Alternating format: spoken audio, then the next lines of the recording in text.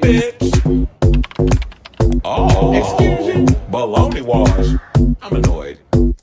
I'm just here to give my opinion and carry in. Oh, it's Chris Avalon Unfiltered, bitch.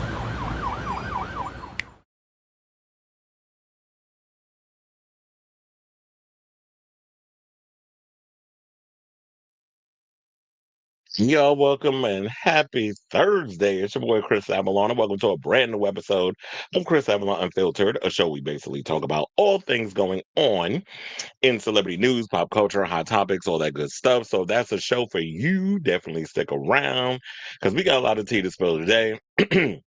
Including we have some sad news regarding Rolling Ray and Giorgio Armani. James Gunn is revealing his sequel to Superman and what the title and all that other stuff is. We'll get into that. Jeffrey Wright is clapping back at the racist backlash he received for being cast as Commissioner Gordon in The Batman. And he is going to appear in The Batman too, so stay mad. We got to talk about Cardi B. She did an interview with Billboard and spilled a lot of tea.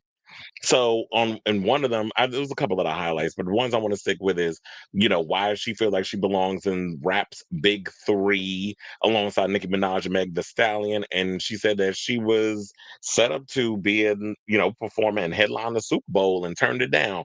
So we'll get into that.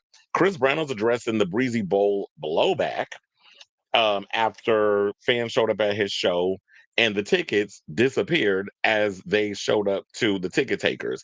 So we'll get into that. Paris Jackson is throwing shade at this Michael Jackson biopic. We got video and all kinds of other stuff we'll get into.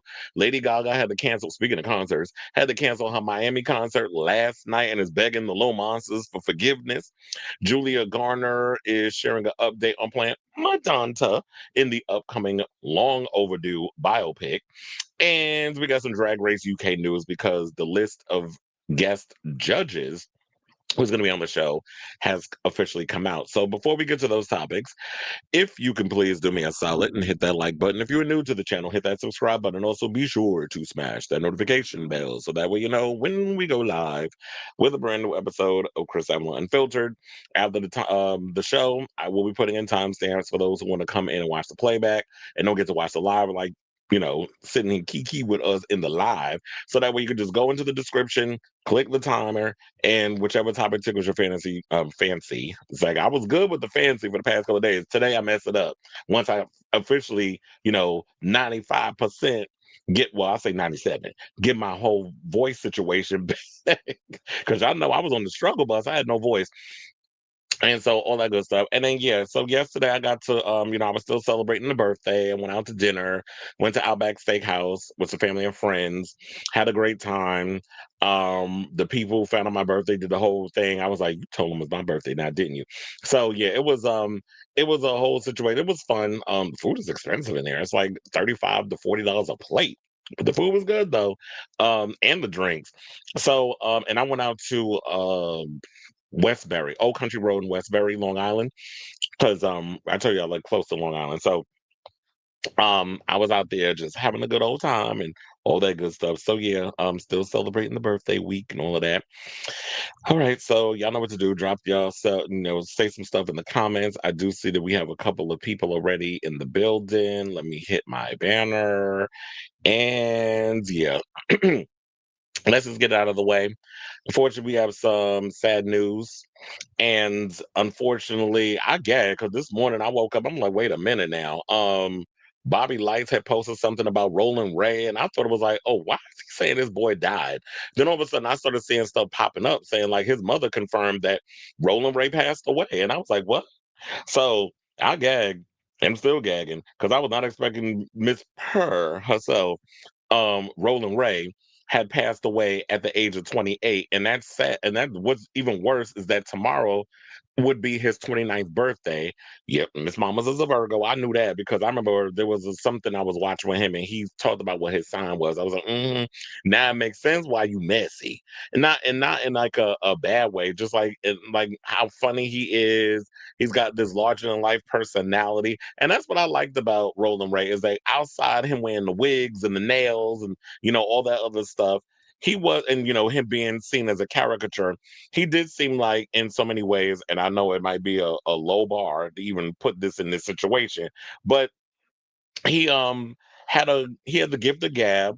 He basically shined a light on the fact that yeah, you could be homosexual, you could also be disabled, and you could still be out here dipping it and doing it and living your life to the fullest. And I love the fact that even with his health issues, that Roland Ray was still able to come out here and just do what he wanted to do.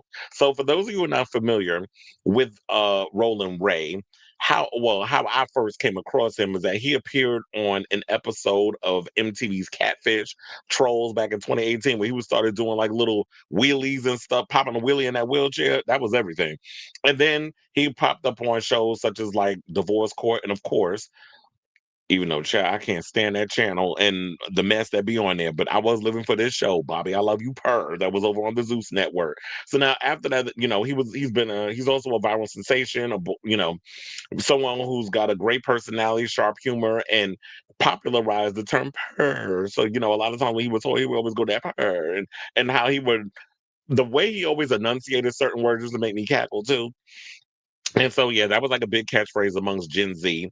And that's why I said, like, one thing I loved about him is that, maybe some people looked at him as a caricature, but I did love that he was sort of like this person that stood out amongst Black, queer, and disabled people. Like, he was sort of that thing. Whereas when you look at people like Shamar, who, was all bent up and crumpled up, looking like a crumpled up Coke bottle, plastic, obviously, because you can't crumple glass. How he was out here looking a mess and being a caricature and getting in fights and getting with bums that be taking advantage of him. You never saw that with Roland Ray. Roland Ray would see the foolishness a mile away and call it out. So that's what I liked about him. He made no qualms about who he was. He was unapologetic in who he was. And they also said that he had over 441,000 IG followers.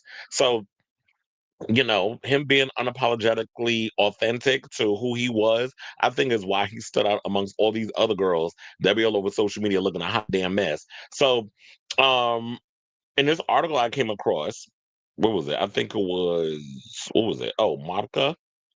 They went and said, like, with all the ailments that he had. I mean, I totally forgot about this. He was in a fire accident in 2021 where he suffered, excuse me, severe burns to his face, arms, and feet after his wig caught fire, and he had to undergo surgery because of it. Then also he ended up in a coma when he was hospitalized in 2022 with COVID.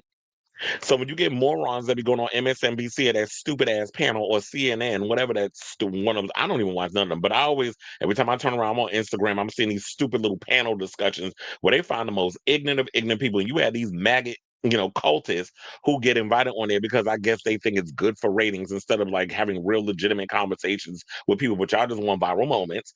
This guy up there talking about how like all these conspiracy theories regarding COVID. Well, tell it to the people who died from the, complications of the virus, or people who had to been put in comas, like Roland Ray, who what you can't tell him now because he ain't here. He's not no longer part of the union. So, when you have people that had to deal with these type of situations where they had to go in a coma because when you have what's the word? When you have pre-consisting, or what is it, pre-existing ailments, I think is the term I'm looking for. When you already have pre-existing ailments and stuff going on with you, like health issues, be it you underwent chemo, you got a weak immune system, you have HIV, whatever the case is, that your immune system has been compromised, and you and COVID is like this thing that's spreading around, and it definitely affects your respiratory area. You definitely have to take the precautions with the mask and all that other stuff, or you could end up in a situation that, like a Roland Ray, where you end up in a coma. So then when he returned to social media after he was, after the medically induced coma, he came out of it. He went and posted a video of himself in the elevator with a fresh haircut, shaved with the words "not dead," saying it never gave dead. And that's one of the things I loved about Roland Ray. He had a gift of gab. He had a way with words. He was like, "It never gave dead, Miss Mama." So you can say whatever you want. It's like it's not giving. When you have Morgan and Michaels, I look good for a dead bitch, and then you got him coming over here. It never gave dead. Like the one liners is everything. And then he also had in 2024. pneumonia, and a blood infection. So he was hospitalized again with serious breathing issues, pneumonia, and a blood infection. He was placed in the ICU with dangerously low oxygen levels. And one of his last updates, he admitted he didn't believe he lived to see Mother's Day and thanked the hospital staff for saving his life. So one of the things is, even though he was out here being messy and stuff on social media, the one thing I always liked about Roland Ray was that he was humble when needed be. And that's one thing about us Virgos. We can be very much a lot. We can be a lot. Trust and believe. We have a flair for the dramatic. But when it comes down to us in the humility, oh no, trust and believe, bitch. We know how to give when it needs to be given. So his mother, Zola Nay, allegedly posted on Facebook about the 28-year-old rapper's death and said, "It is with heavy heart to let y'all know." Hold on, let me actually pull that up for y'all so y'all can see. B. Because I was like, sometimes it's like I be forgetting how to do my own show. Is that it? Yes, that's it. I was like, is that it? Um. So yeah, she said, "It is with heavy heart that I let y'all know that my son Ray Ray, I am Roland Ray, has gone home to be with the Lord. I thank everyone who has called or texted. This is going to be a long road. Please pray for us as we push forward to lay him to rest. Only God knows." So that was her post that she posted. And they were saying, according to the report, they cannot confirm the same as the Facebook account is private. So um and then also, Bobby Lights went and posted the following and said, "Damn, I tried to wait this one out praying it was another rumor. Rest in peace to the most famous boy in a wheelchair. We came together and showed the world how two different people from two separate paths in life could put hate aside and create magic. You are loved all over the world and you will be missed dearly. Spread your wings and fly, my iconic friend, Roland Ray." So Bobby Lights, who I ain't heard from in a month or so. And here's the funny part. The other day, I kid you not, I was literally thinking, I'm like, where is Roland Ray? I haven't heard from him in a minute. And then all of a sudden this tea come out. So sometimes I be feeling like I hate when I put energy out on certain things or people just pop in my brain and I be thinking, I'm like, what happened to so and so? And then all of a sudden you hear they either dead or they coming out with a new record or they coming out with a new movie or the trailer pop up the next day. It's always something when something be up in my the energy be coming in my direction and I be thinking about people or whatever. It's always like the maybe the next day or in 24, 48, 72 hours, some bomb drop. So shout out to you, Roland Ray. Shout out and condolences, to Ray and his family and all that good stuff. So I definitely want to hear from you guys. What do you guys think of this story regarding Roland Ray and the news about one of the most prolific infamous figures within the LGBTQIA. Well, I should put the CPOC community, or QPOC, I should say, queer people of color community. So, I definitely want to hear from you. I know some people be like, when y'all talk about bars and this, that, and the other, it's like, you know what, this new generation with Gen Z is not all about like what I grew up with as an elder millennial, which is always about actors and actresses and people who are performers and stuff, who are the icons of a generation, or it's about the talent. A lot of times it's people that go famous from viral catchphrases or social media and all that other stuff. These are the new celebrities. So I definitely want to hear from y'all. Let me know what you guys think of this story in the comments down below. All right, Joe. Now, before we get to your comments, I want to get through one more story regarding, death or whatever, and then I'm gonna jump into the comments and all this. So I just want to get all this out of the way before we move on to, more happier situations. So with that being said, let's move on to topic number two. And let's talk about Giorgio Armani. So, like, shortly after I posted the story about Roland Ray, and I was working on that and everything this morning, I'll get an alert that Giorgio Armani passed away at 91. And you know what? It's sad because when you think about Roland Ray, he was so damn young, but at least he did so much in the little time that he was on the earth.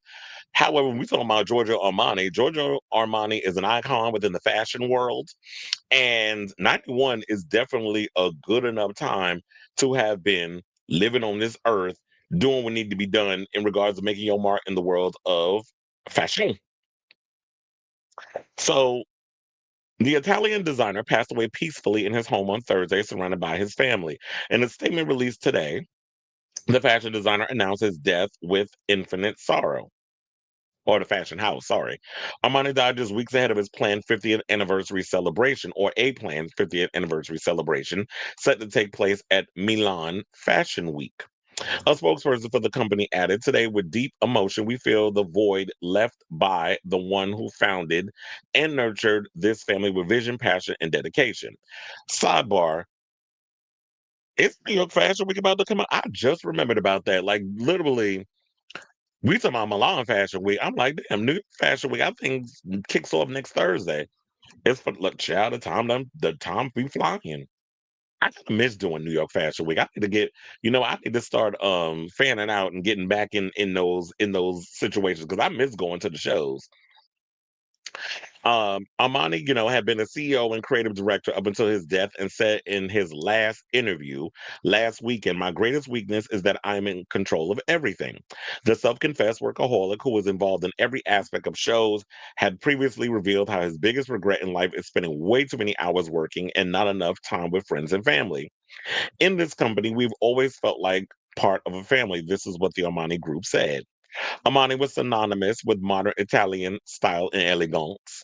He combined the flair of the designer with the acumen of a businessman, running a company that turned over some 2.3 billion euros, which equates to $2.7 billion a year. He had been unwell for some time and was forced to drop out of the group shows at Milan at his group shows at Milan's Men's Fashion Week in June, the first time in his career that he had missed one of his catwalk events. Excuse me.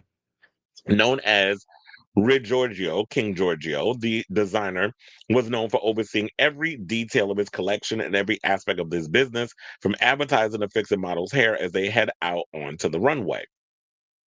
A funeral chamber will be set on Saturday and Sunday in Milan, the company said, followed by a private funeral at an unspecified date. Amani dressed the rich and famous in classic tailored styles, fashioned in super soft fabrics and muted tones. His handsome black tie outfits and glittering evening gowns often stole the show on award season red carpets. At the time of his death, Armani had put together an empire worth over $10 billion, which along with clothing, included accessories, home furnishings, perfumes, cosmetics, books, flowers, and even chocolates, ranking him in the world's top 200 billionaires according to Forbes. And I feel like in order for you to make that kind of coin, you most definitely have to be jumping into other endeavors besides, fashion and things. You got to be out here um selling books and cosmetics and perfumes and home goods and flowers and chocolate. I never heard of Giorgio Armani chocolate, but I wonder what it tastes like. The designer also owns several bars, clubs, restaurants, and his own basketball team, E87 Emporio Armani Milan, better known as Olympia Milano. Now, Armani opened more than 20 restaurants from Milan to Tokyo since 1998 and two hotels, one in Dubai in 2009 and another in Milan in 2010. Armani himself was the foundation of his style. Now, Armani's style began when Giorgio Armani himself, from the penetrating blue eyes, framed in a permanent tan, and early, well, I'm wondering if there was like, I hope you ain't undergo that Donald Trump tan because at least his look good. An early age shock of silver hair to the trademark jeans and t-shirt work clothes and the minimalist decoration of his private homes. Amani's fashion vision was that of an easygoing elegance where attention to detail made the difference. He said, quote, "I design for real people. This is no virtue whatsoever in creating clothes and accessories that are not practical." He liked to say when asked to identify his clientele. Now, born July 11, 1934 in Piacenza, a small town south of Milan, Armani dreamed of becoming a doctor before a part time job as a window decorator in Milan's department store opened his eyes to the world of fashion. In 1975, Amon and his partner Sergio Gagliotti sold their Volkswagen for $10,000 to start up their own menswear ready-to-wear label. Women's wear followed a year later. The symbol of his new style was the liningless sports jacket, which was launched in the late 70s and became an instant success from Hollywood to Wall Street. The designer paired the jacket with a simple t-shirt, an item of clothing he termed the alpha and omega of the fashion alphabet. The Armani suit soon became a must in the closet of the well heeled man. And for women, the introduction of the pantsuit in the executive workroom was all but revolutionary. Dubbed the power suit with its shoulder padded jacket and man tailored trousers, it became the trademark of the rising class of businesswomen in the 1980s. Now, over the years, Armani would soften the look with delicate detailing, luxurious fabrics, and brighter shades for his basic beige and gray palette. His insistence on pants and jackets led some critics to label his fashion androgynous. Well, yeah, if you kind of think about it, it kind of is an androgynous look. The 80s film classic American Gigolo launched both Armani and actor Richard Gere on their Hollywood careers. Now, dressed in Armani, Gere became America's new favorite heartthrob, and Giorgio, as they called him, the glam set's most popular designer.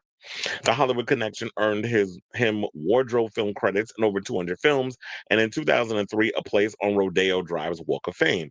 Now, Oscar night always sparkled with smart suiting for the men and glittering gowns for the ladies. The 2009 Best Actor winner, Sean Penn, picked up his statue in a black on black Armani outfit, while Best Actress nominee Anne Hathaway walked the red carpet in a shimmering white strapless evening gown from Armani's latest Prive Couture collection. Is it Prive or Privé? Okay, so now other longtime devotees include Jodie Foster, George Clooney, Sophia Loren, and Brad Pitt. David and Victoria Beckham were the face of the 2009 underwear ad campaign. So it goes on and on and on and talks about, it goes further into his fashion background. And they said that I don't know why I'm gonna ask a silly question. Was Giorgio a homosexual? Because they said that Galati died at 85. Armani had no children, but was very close to his niece Roberta, daughter of his late brother Sergio. Um, they said she abandoned a budding film career to become his director in public relations. So, his niece Roberta, I'm wondering now that he's gone, who's taking it over? Because if she is sort of if she is his director of public relations, and she basically represented her uncle, who wasn't much of a party goer at social events. And it's funny how a lot of people who kind of do things where it's like for social gatherings or make kind of clothes for that, like business attire, or you going out to eat or hanging out with friends, you go and you're kikiing with a little glass in your hand, a Merlot, and all the stuff that you present that image in your fashions, but you're not somebody that likes to hobnob with the people. I always find that a lot of people who don't like doing things in real life like to interject that in their work. And they also said that in 2006, she orchestrated the top bill wedding of actors Tom Cruise and Katie Holmes in a medieval castle outside Rome, while Uncle Sergio designed the attire for both bride and groom. So it was nice that he made the clothes, whatever, but we already know how that marriage turned out. Now we'll see if Honor de Armas, messy behind, is going to end up being the next, Miss Cruz. But in the meantime, shout out to you, Giorgio Armani. I definitely loved seeing a lot of his clothes and stuff on the runways and things of that nature. He is definitely a prominent force in the fashion world. And yeah, we lost another good one. It's like we lose a lot of really good ones, a lot of icons this year. So I definitely want to hear from y'all. What do you guys think of this story regarding the latest on us losing a prominent figure within the world of fashion? So rest in infinite power, Sir Giorgio. Whatever your thoughts are, let me know in the comments down below.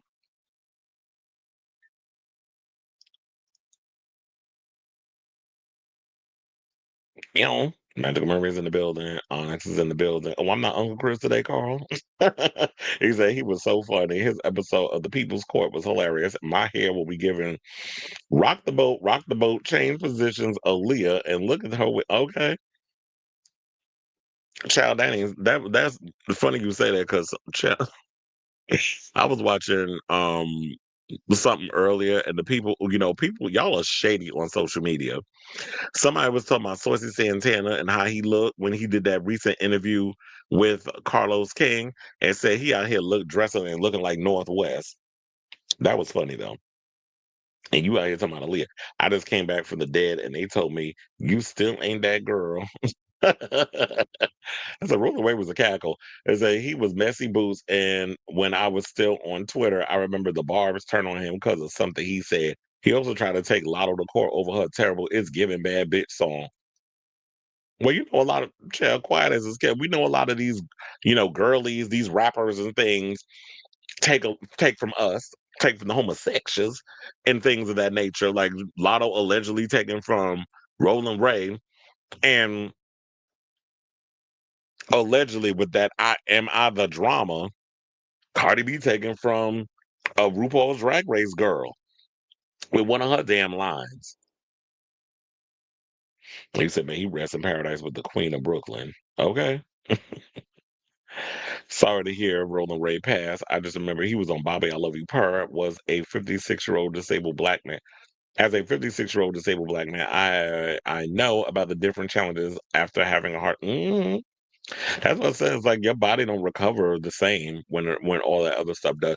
3 days later, suffering a bleed also. Ooh, that having plastic intestines. Oh my goodness, not plastic.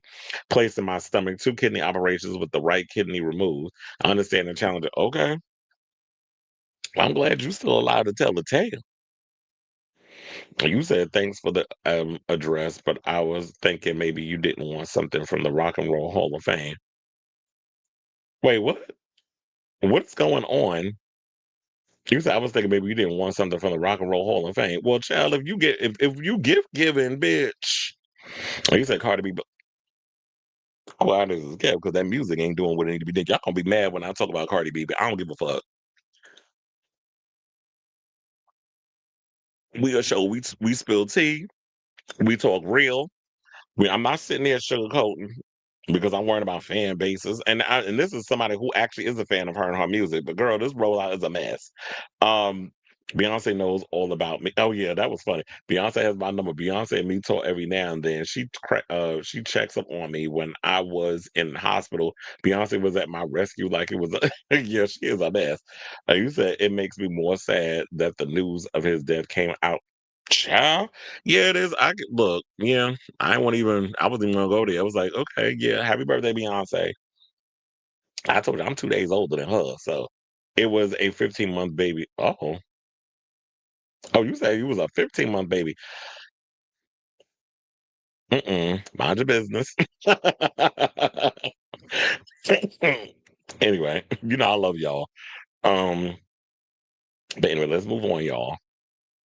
And let's get into this James Gunn news. So yeah, James Gunn out here still talking about stuff, and he's unveiled his next project because I'm so confused. Like, okay, you talking about there was a Superman saga thing that was supposed to be happening. Everybody's wondering, okay, so what is it going to be like in regards to the next Superman movie? Is it going to be like a Superman 2? Like, what's it going to be called? Everybody was confused. So now, basically, he went on social media and said it's called Superman Man of Tomorrow. Now, I don't know much about Man of Tomorrow. Hopefully, in this article, it has what the plot is and what it might be. So, comic book movie revealed that well, one of the many trades, but we're using comic book movie as the source. So yeah, he said that Superman's Man of Tomorrow will be in theaters on July 9th, 2027, which means the script must be done and y'all about to get crack-a-lacking at the top of 2026. So by the time July of 2027 comes out, then you'll have this movie up and ready. So 2026 will see the release of Supergirl and Clayface, and it's now been confirmed that James Gunn's next movie is Man of Tomorrow, set to arrive in theaters. I already told y'all the dates. We don't need to go on that again. And they said, yeah, we have no idea what it's actually about. Well, I guess the same thing because I don't know anything about Man of Tomorrow. Is there a comic that exists with that title? I mean, we know Supergirl Woman of Tomorrow exists, and they're probably gonna be taking a lot from that comic and giving a live action situation done to it, and then probably add a couple of little extra bells and whistles. I don't think they're going to follow that 110%, but I hear that because I haven't read Woman of Tomorrow, but and thank God they changed the name because I was like Supergirl, Woman of Tomorrow. I ain't saying all that. Just call it Supergirl. Kind of like when they were going to call Superman Legacy. I'm glad they took the Legacy out and that they just kept it as Superman. So what they did say is, while they have no idea what the movie's about, what they do have is a piece of a teaser art illustrated by legendary artist Jim Lee, which is with the picture you see up in the situation. Hold on, let me make that smaller. Okay, so it says in that we see David Cornstar's Superman standing side by side with Nicholas Holt's Lex Luthor and looking surprisingly pally. Lex is decked out in his classic green and purple war suit from the comics, and Superman holds a screwdriver, suggesting he helped build it. What will lead these two to team up? That's a huge mystery right now, as it's pretty much everything about the DCU project. Perhaps the Man of Steel's speech in Superman inspired Lex to do good. His comic book counterpart wore the suit as a member of the Justice League after blackmailing Batman for entry into the team, and donned a red and blue version to serve as Metropolis's Superman for a time. This may even be Lex Luthor's movie. A Lex Luthor movie, sorry, as Gunn previously said, Superman has a major role. It's not Superman 2. It's a ways off, and somewhat muddied the waters by sharing his definition of a direct sequel. I'm not sure how you define direct sequel. I pretty much think of Peacemaker season 2 as a direct sequel to Superman. What? How is Peacemaker season 2 a direct sequel to Superman? When yeah, there were little things that you would. Still haven't watched season. I haven't watched episode 2 yet, and I think episode 3 comes out tonight because I've been so busy. I haven't had time to sit and catch up on my shows. But yeah, there were little things in there where it's like, okay, you had to watch Superman in order to, I guess, get some of the little pieces because what they did was remember at the end of was it Justice League, one of those movies where they had like Superman and Wonder Woman and Batman, all these other people that was at the end. And then now in Peacemaker, when you watch the first episode of the season, when you watch like the recap and stuff, he swapped all them out and put in like the Justice Gang and all the other stuff. And I'm like, okay, whatever. I wasn't that excited over it. I really want to be excited for this DCU stuff, but it's not really grabbing me. And yeah, while I was entertained by Superman, it didn't really move the needle that much for me either. I was entertained by a lot of the stuff in there, but I feel like the hype around James Gunn and all this other stuff that's going on is bigger than the execution of what he's trying to do. So I'm starting to think, y'all think maybe it was a mistake to have James Gunn heading the DCU, that maybe I should just had him be the talent and really had the business people be the business people. I mean, I think Peter Safran is doing the business stuff, but to me, I just feel like James Gunn is coming across like he's got his hands in a little too many things. And it just feels a little control freakish instead of just like letting the situation breathe a little bit. So yeah, and not doing a direct sequel to Superman, I think is a stupid idea because it's like if you're gonna do Superman, it should be Superman's story. You could have all these other characters that's in there, but the core foundation of why we want to see these Superman things is because we want to see Superman. And I like David Corn Sweat as Superman, so I hope you're not going to be sidelining him and having him pop up here and there. But you bringing all these other characters in, they're going to outact him. And I'm not saying that David Corn Sweat is a bad actor. He went to Juilliard, so he's got the talent. Trust to believe he is classically trained, and so give him more to do besides getting his ass beat in a damn Superman movie to the point where he only gets his bearings because he realized that there were cameras that were around that was giving the other guy that was whooping his ass a leg up. Well, Lex Luthor using, So they're talking about that there is speculation about this movie being world's finest. So Superman slash the Authority or Superman Supergirl team up. But it seems, we don't even know. And look, I would love to see the Authority. We have talked about that many a times on this show. I definitely think that the Authority should get a just due. If y'all can sit and play around with the fact that Peacemaker is bisexual because he did a orgy scene in the premiere, then why can't we introduce queer superheroes? I understand that people still have this hard time believing that there could actually be queer characters that exist beyond being a drag queen or some guy that has a beard and a wig, wears a wig, looking like Saucy Santana or something. It's like there's so many different aspects, and I think a lot of people get uncomfortable with that because when you realizing that queer people live amongst you and they don't, they're not easily clockable, then y'all get spooked and nervous. But I don't understand why you get spooked and nervous. Ain't like they trying to pull your pants down and stick it in your butt. Yes, yes, what?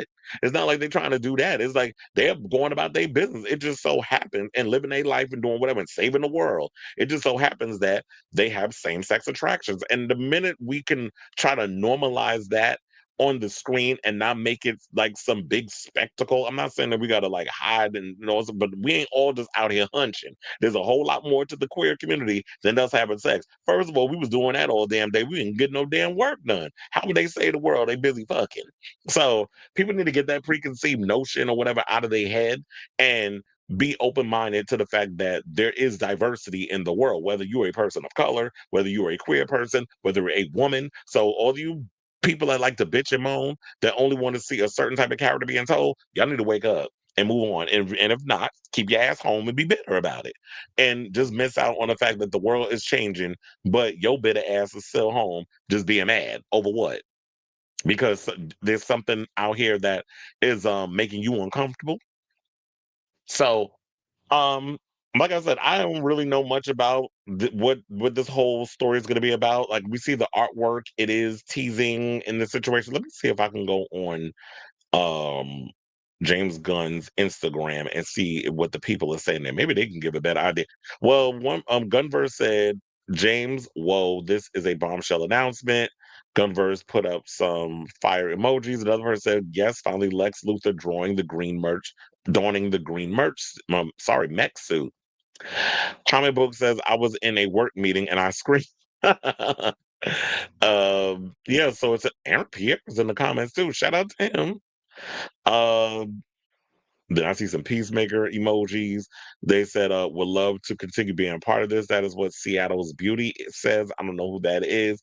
Another person said, last one was one of the most painful cinema experiences of my life. Grant Gustin is up in the comments. Y'all know he played the Flash on the CW. So it seems like a lot of people are relatively excited. Um, and then one person said DC is finally getting its time in the sun. I was always a bit jealous of true Marvel fans getting to see their stories and characters come to life. I love the MCU and what they've built, but I am a DC kid at heart. Let's keep this train rolling. At James Gunn, the hype is real. And I have to be, I'm going to be honest, like, um, I'm more of a DC kid than a Marvel fan, and I think the reason why I'm more of a DC kid is because DC has always been a little rough around the edges and stuff. So that's always been my go-to. Like I'm a huge Batman fan. I'm a huge Superman fan. You know, Clayface, I'm really looking forward to seeing what they're going to do with that character. I definitely hope that they do the Court of Owls. Like I've been rooting for that to be the Court of Owls, that to be the next story in the Matt Reeves Batverse. I'm really hoping that they're going to do that. If they don't, I'm gonna be upset. But if the script is good, then I'll forgive it. I mean, maybe we'll save it for the third film.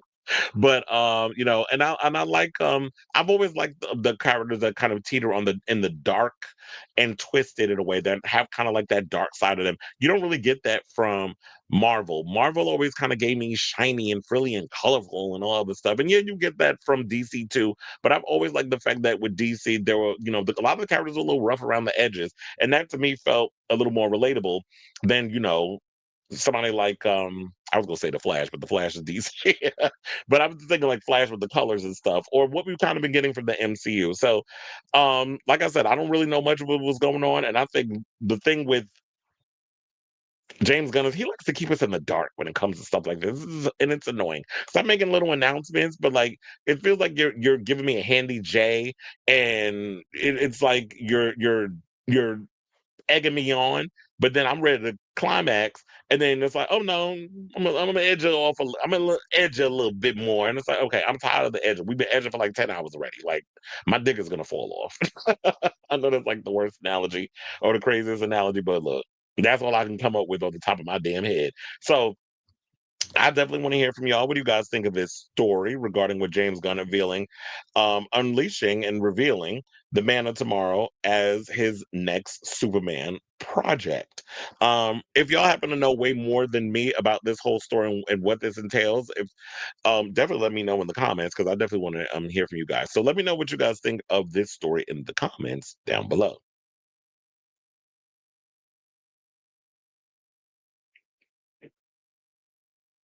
Mm-mm. Not you bring about Joan Rivers dying on Beyonce's birthday. Yeah, can't believe it's been 11 years since Joan died. I know it's been pretty quick. No, I have not watched. First of all, Wednesday came out on Wednesday. But no, I haven't watched the second half. Quiet as it's kept. I didn't even watch the beginning and the first half. So I was waiting to see like the second half to drop and then I'm gonna just binge it. But yeah, I haven't gotten around to it yet. Y'all can let me know how the season is so far. I want to, but not excited about seeing Gaga on it. I'm hoping she might only be in the last episode. I watched the clip with Gaga on Wednesday, and it was kind of cringy. The CGI effect wasn't good, and the little monsters are calling her out for allegedly using AI. And child, well, wait till we get into that. So, oh, I can't wait to get to that damn story. That we have with her coming up. Did you watch that? No, I haven't gotten around to watching anything last night. I told you I was out for the birthday. Did you watch last night's South Park episode? Probably my favorite episode so far. I mean, I heard not just Trump fucking Satan. Well, somebody got to because Saddam Hussein dead.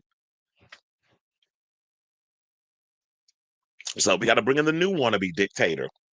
So I definitely I'm gonna try to see if I can catch up on watching all of that. If they have one more homosexual man on it. He did retract and say it's not Superman 2, but will feature Corin. That's what I said. He kept saying it's like it's not Superman 2, it's not a direct sequel. But there's other things, and it's so annoying because I'm like, okay, James, like shut the hell up. Stop talking. Because you be doing too much and it's annoying. And that's what I say, he's confusing. Girl, it's just so confusing sometimes to be a girl. Oh, I can finally my voice is almost coming back. Oh yeah. So you sent me the story from Movie Web because they said Superman's DCU feature gets a very confusing update. Hello, I'm glad I'm not the only one that said that. But I don't want to go through all of this because they be just getting like can we get to the point? Let me see what it say. Ooh, they spelled Gunn's last name wrong. They put one N instead of two. Oh, he said yes, yes, sorry. This is the same movie. Superman has a major role, putting the final nail in the coffin. James Gunn continue. It's not Superman 2. Even before Gunn's confusing announcement, David Corn says DCU future had already been confirmed. The Man of Steel is already set to return to the big screen as a supporting character. The film and then we have Supergirl supposed to be coming out with Millie Alcock from the first season of oh my god, what is that? That Game of Thrones spinoff. Um, was it House of the Drag Queen? That's what I like to call it. And then Jason Momoa is in it because he's playing Lobo, which we already know that's the character he was born to play. Speaking of which, I got to catch up on that show that he is on Apple TV Plus. I don't know if y'all have been watching it and stuff. Oh, I gotta watch the what is it? The third season of Invasion. Chief of War. I gotta definitely check that out. I've been watching it. First of all, it's like not even in English, which can be a bit of a struggle at times because you really gotta. That's like when you really gotta sit and concentrate on the show. But um, it is a good show from what I've seen so far. I only seen the first two episodes, so I gotta finish the rest. Oh yeah, that's what I was like. I'm not gonna read this one because I already looked up the video. And he said, "Oh, the post that you sent me." And then one Wednesday, seeing Gaga look like a floating head, and like she wasn't actually. Oh, you said you're about to go see The Conjuring. Well, let me know how it is because I'm kind of been on the fence. I don't know if it's good because I've been kind of on the fence with The Conjuring. Like it's been hit or miss for me, more miss than hit. And to be honest, when it comes to horror movies, I'm one of the things that I don't particularly that gets me like the genre is spirit possession film. Like I just don't see it. Like the only possession film that I actually liked that I would say like The Exorcist, and there's been so many possession movies that have come out. They never really do it for me. And I feel like The Conjuring's kind of been like, it's been mid in a lot of ways. The first one was good. And I like Annabelle. Not the first one, but the second one was good. Or was it? Yeah, the last Annabelle that they did was good. I actually like that one. But Annabelle's been hit or miss with me too. So and then they play in that whole Conjuring universe. It doesn't really get me what needs to be, in my whole situation. So I didn't pretty much care for it.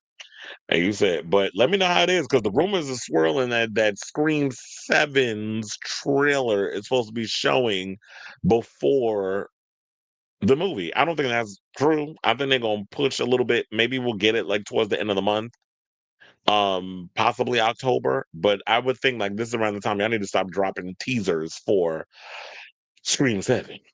I was saying like what you said. If they have more than one homosexual man on a show like Big Brother or something like that, people would think they just have sex all the time because that's how a lot of straight people still exactly like they think we just be out here hunching everybody. It's like no, trust and believe in the community we have.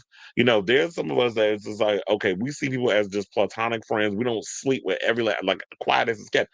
I've never slept with all of my friends, so um I don't I don't see my friends like that all the time, but I think that's because there's the sex and homosexual. A lot of people think that that's what we do all damn day, and it's like, chill. If I was out there hunching people all damn day, I wouldn't get no work done. First of all, y'all would never get a show. He said, "Watch Abby with William Marshall." Wait, what's that? Put me on. All right, y'all. Now, speaking of DCU, let's get into Matt Reeves's DC universe. And let's talk a little bit about Jeffrey Wright. So Jeffrey Wright, who just revealed that he just got the script for the upcoming The Batman sequel. So I guess that's the fifth person that got to read the script. Because remember, James Gunn said there was only four people that read the script. So I guess he would be number five. Chanel number five. But anyway, so he recently did an interview with, I believe, Collider, if I'm not mistaken. So the Academy Award nominee discussed basically the negative reaction he received while, playing Commissioner Gordon, which I actually like this Commissioner Gordon. Now, is he one of my favorites? No, I will say that, oh my God, what is that actor's name? Why am I thinking Anthony Hopkins? I don't know why he's in my head, but the one that was in The Fifth Element, Gary Oldman. Gary Oldman is like one of my favorite Commissioner Gordon. Like we've had so many Commissioner Gordons over the years, but I think like the one that most resonated because I think it's like the freshest Batman that we have in our mind, and it's like I mean, I had the Batman of my generation. I will say is the Michael Keaton one because I was a kid when that came out, and I'm obsessed with Batman Returns. But I don't remember who the Commissioner Gordon was up in there, and I don't think it was like a high profile name. But when you look at Christopher Nolan's Batman universe, the biggest name that we have from that was Academy Award winner. I believe he has an Academy Award, if I'm not mistaken, Gary Oldman. And Jeffrey Wright, who I absolutely have loved him ever since he guest starred on New York Undercover. Yes, I'm taking it way back. Because Gary, I mean, Jeffrey Wright's been around forever. And even though the show was a hot ass mess, I definitely liked him on Westworld. I also liked him on The Last of Us, the last season. He had a bit like he wasn't in it a lot, but yeah, the scene that he was in was definitely compelling. And Jeffrey Wright is definitely one of the best actors of our time. So yeah, and remember, once upon a time, he ain't the first person that people have dragged on social media that was cast in a Batman universe type situation where y'all was up in here bitching and moaning about the casting.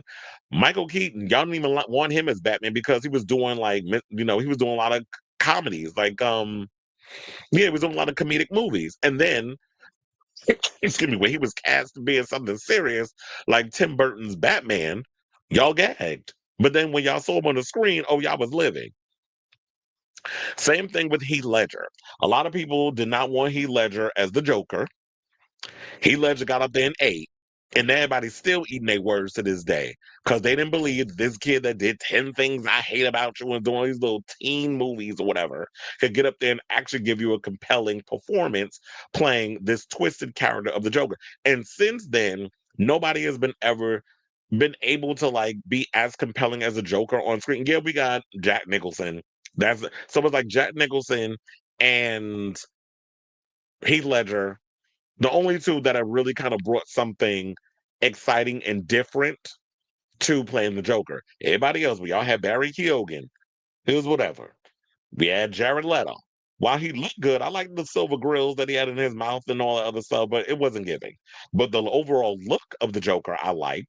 But as far as like his his isms and demeanor, it wasn't giving because I think we still had Heath Ledger fresh in our mind. So with all that being said, in his interview with Collider, because a lot of people was mad, and they decided to throw race in the situation, because of course, because we can't have a black commissioner. But here's the thing: when you look at somebody like a Commissioner Gordon, I don't think he 110% has to be Caucasian. Like when you're doing a side character or somebody who has like not a prominent role, you can switch up the race or the gender or whatever the case is. Why not? It's a different take. They do it all the time in the comics. So the Academy Award nominee discussed the negative reaction from some fans who felt the Dark Knight's longtime friend and ally should be played by a Caucasian actor, since the character has always been depicted as being white on the page. He said, quote, I really find it fascinating the ways in which there's such a conversation, and I think even more of a conversation now about black characters in these roles is just so effing racist and stupid. Is just so blind in a way that I find revealing to not recognize that the evolution of these films reflects the evolution of society, that somehow it's defiling this franchise not to keep it grounded in the cultural reality of 1939 when the comic books were first published. It's just the dumbest thing. It's absent all logic. And I agree with that because people have to realize is that Batman came out in 1939. So yeah, at the time when you're looking at it reflects the time. So yeah, they're gonna have all the characters being white. But when you're telling a story that's what is it like almost 90 years old, give or take, um, you can go in and make the changes and come up with new ideas and change and swap out the race or the gender of somebody when it's a different take of what you're going to do because there's only so many ways that you can make IP exciting. So why not, if anything, if you mad about somebody's race being swapped out, then you know what, all those other Batman movies you can go and watch. Christopher Nolan's Batman, you can go watch um Tim Burton's Batman. You can go read the old comics if that's what you want to, if you're so mad about a commissioner being black because you have a hard time, resonating with the fact that of seeing a black man on your screen.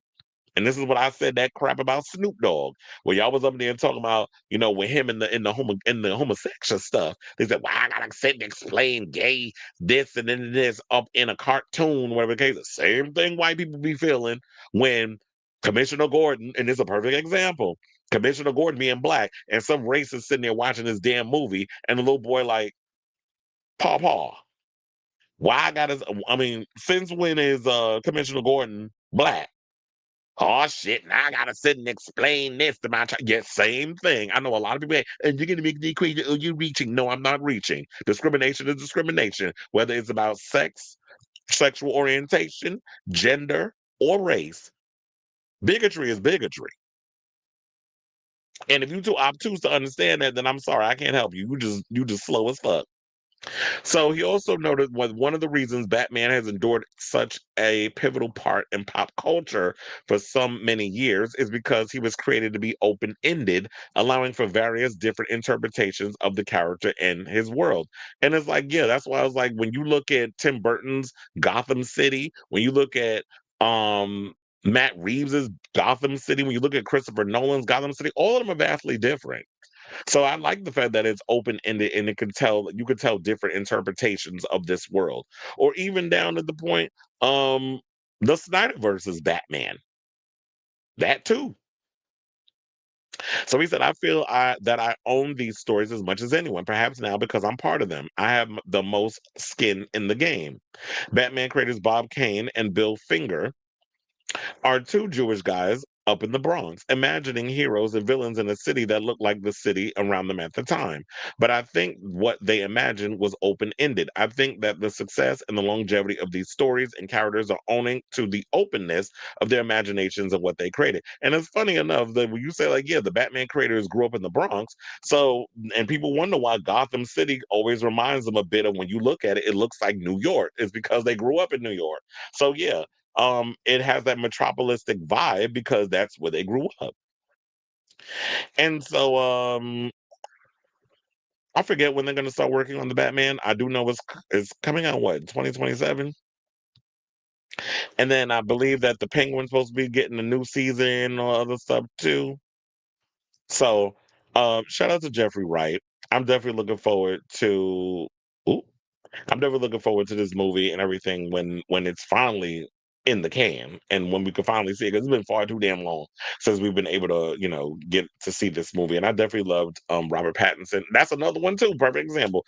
Robert Pattinson, remember, because he was from Twilight and all the other stuff, y'all didn't take him seriously, but then he started doing like these small little indie films and everything where he was owning his craft and he was trying to prove to y'all that he could act And then when he finally got the Batman part, a lot of people was mad about that too. And I was looking at it like, I think this is perfect casting. I could definitely see him as a young, rough around the edges Batman who just starting out, and he was like what 3 years into his Batman dumb. And I kind of like the what he's brought to this character. So I'm looking forward to seeing like when we finally get this movie, how better at being Batman he's gotten, and how him seeing him a little more seasoned. I'm looking forward to seeing what Jeffrey Wright is going to bring as Commissioner Gordon, and how much he's going to be in the new movie. Who knows? We'll find out when we see the damn film. So I say all this to say, what do you guys think of this story regarding Jeffrey Wright and the racist bigots who apparently had a problem with him being cast in the role? I didn't mind it that much. I mean, me, any kind of representation that's different, any kind of different type of representation, I'm open minded to, as long as it works for the story that you're trying to tell.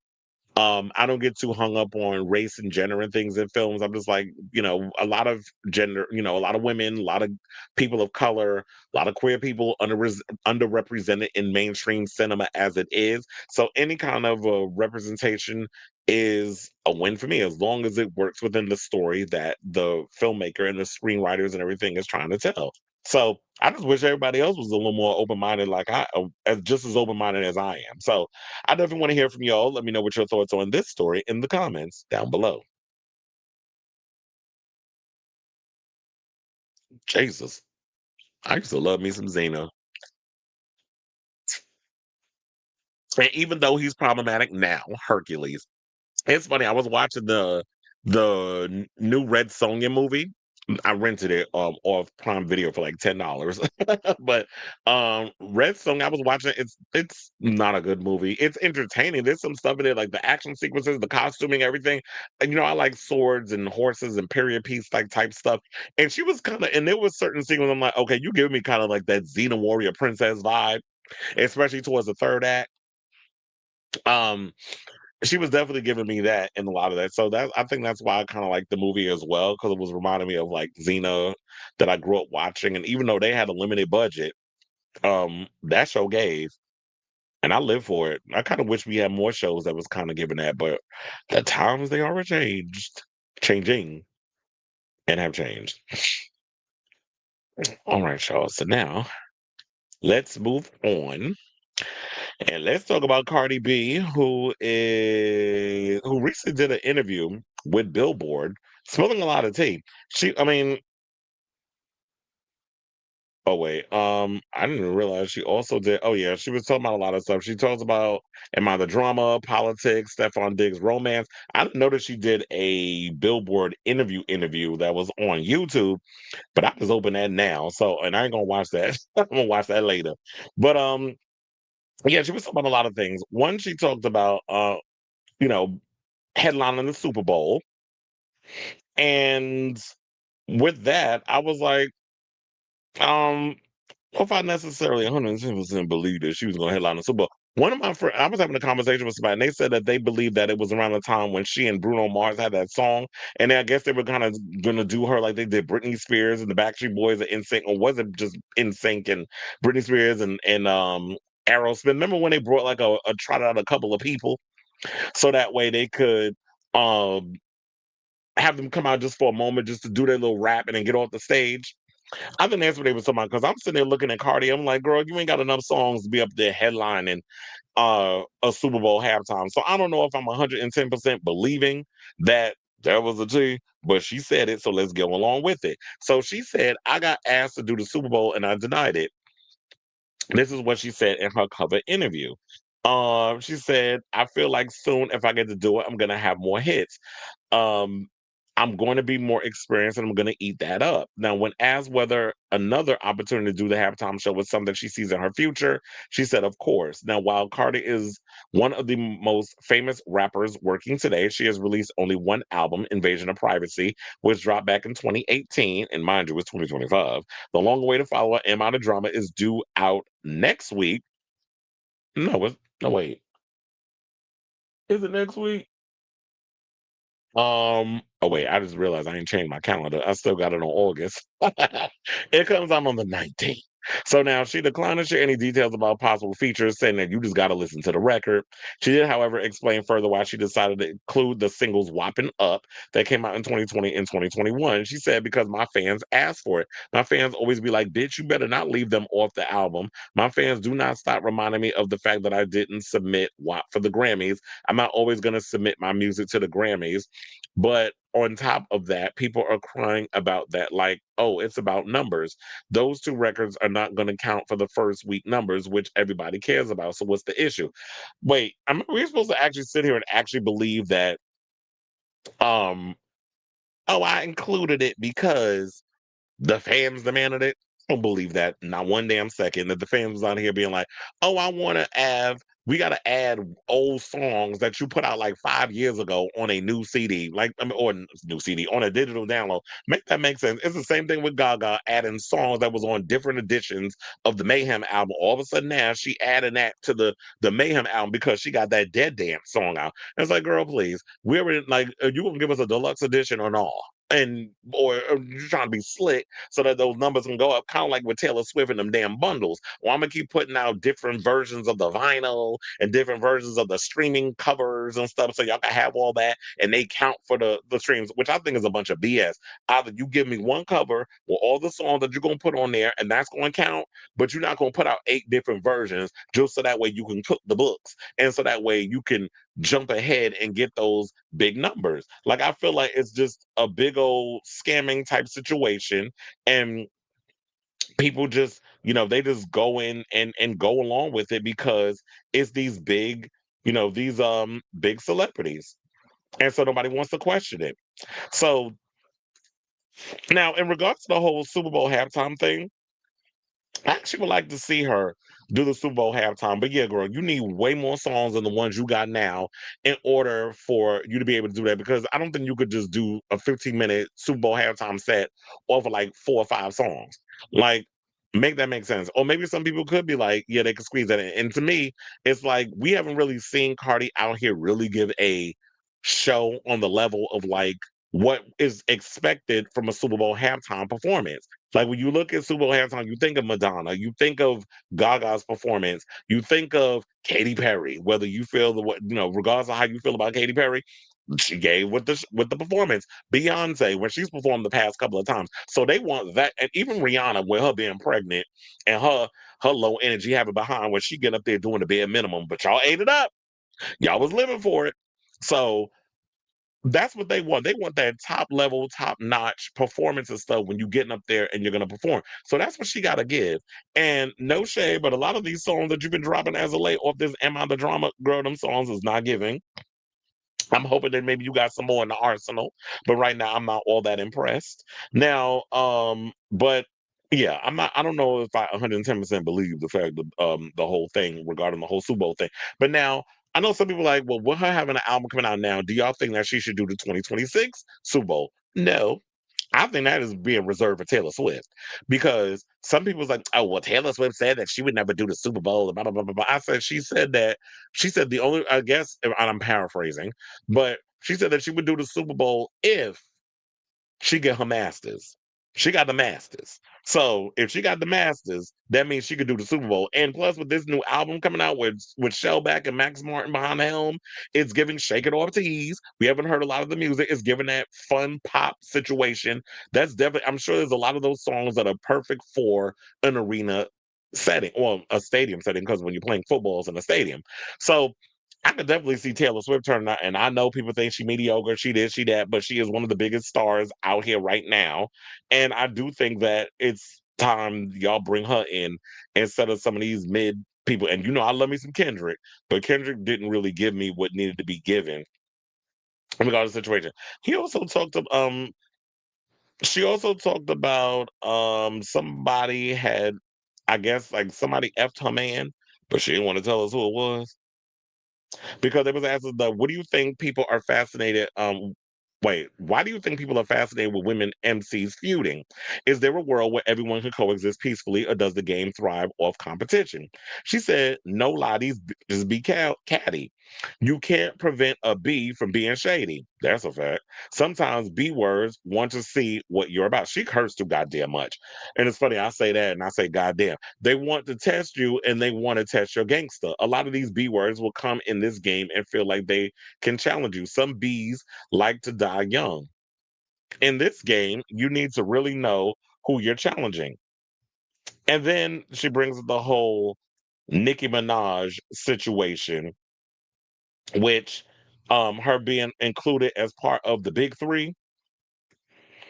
Um, and that would be her, Meg the Stallion, and Nicki Minaj.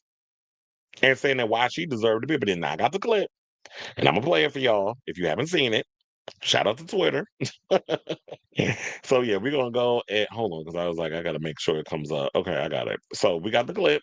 We'll come back. Okay, so that's basically all she said in regards to that.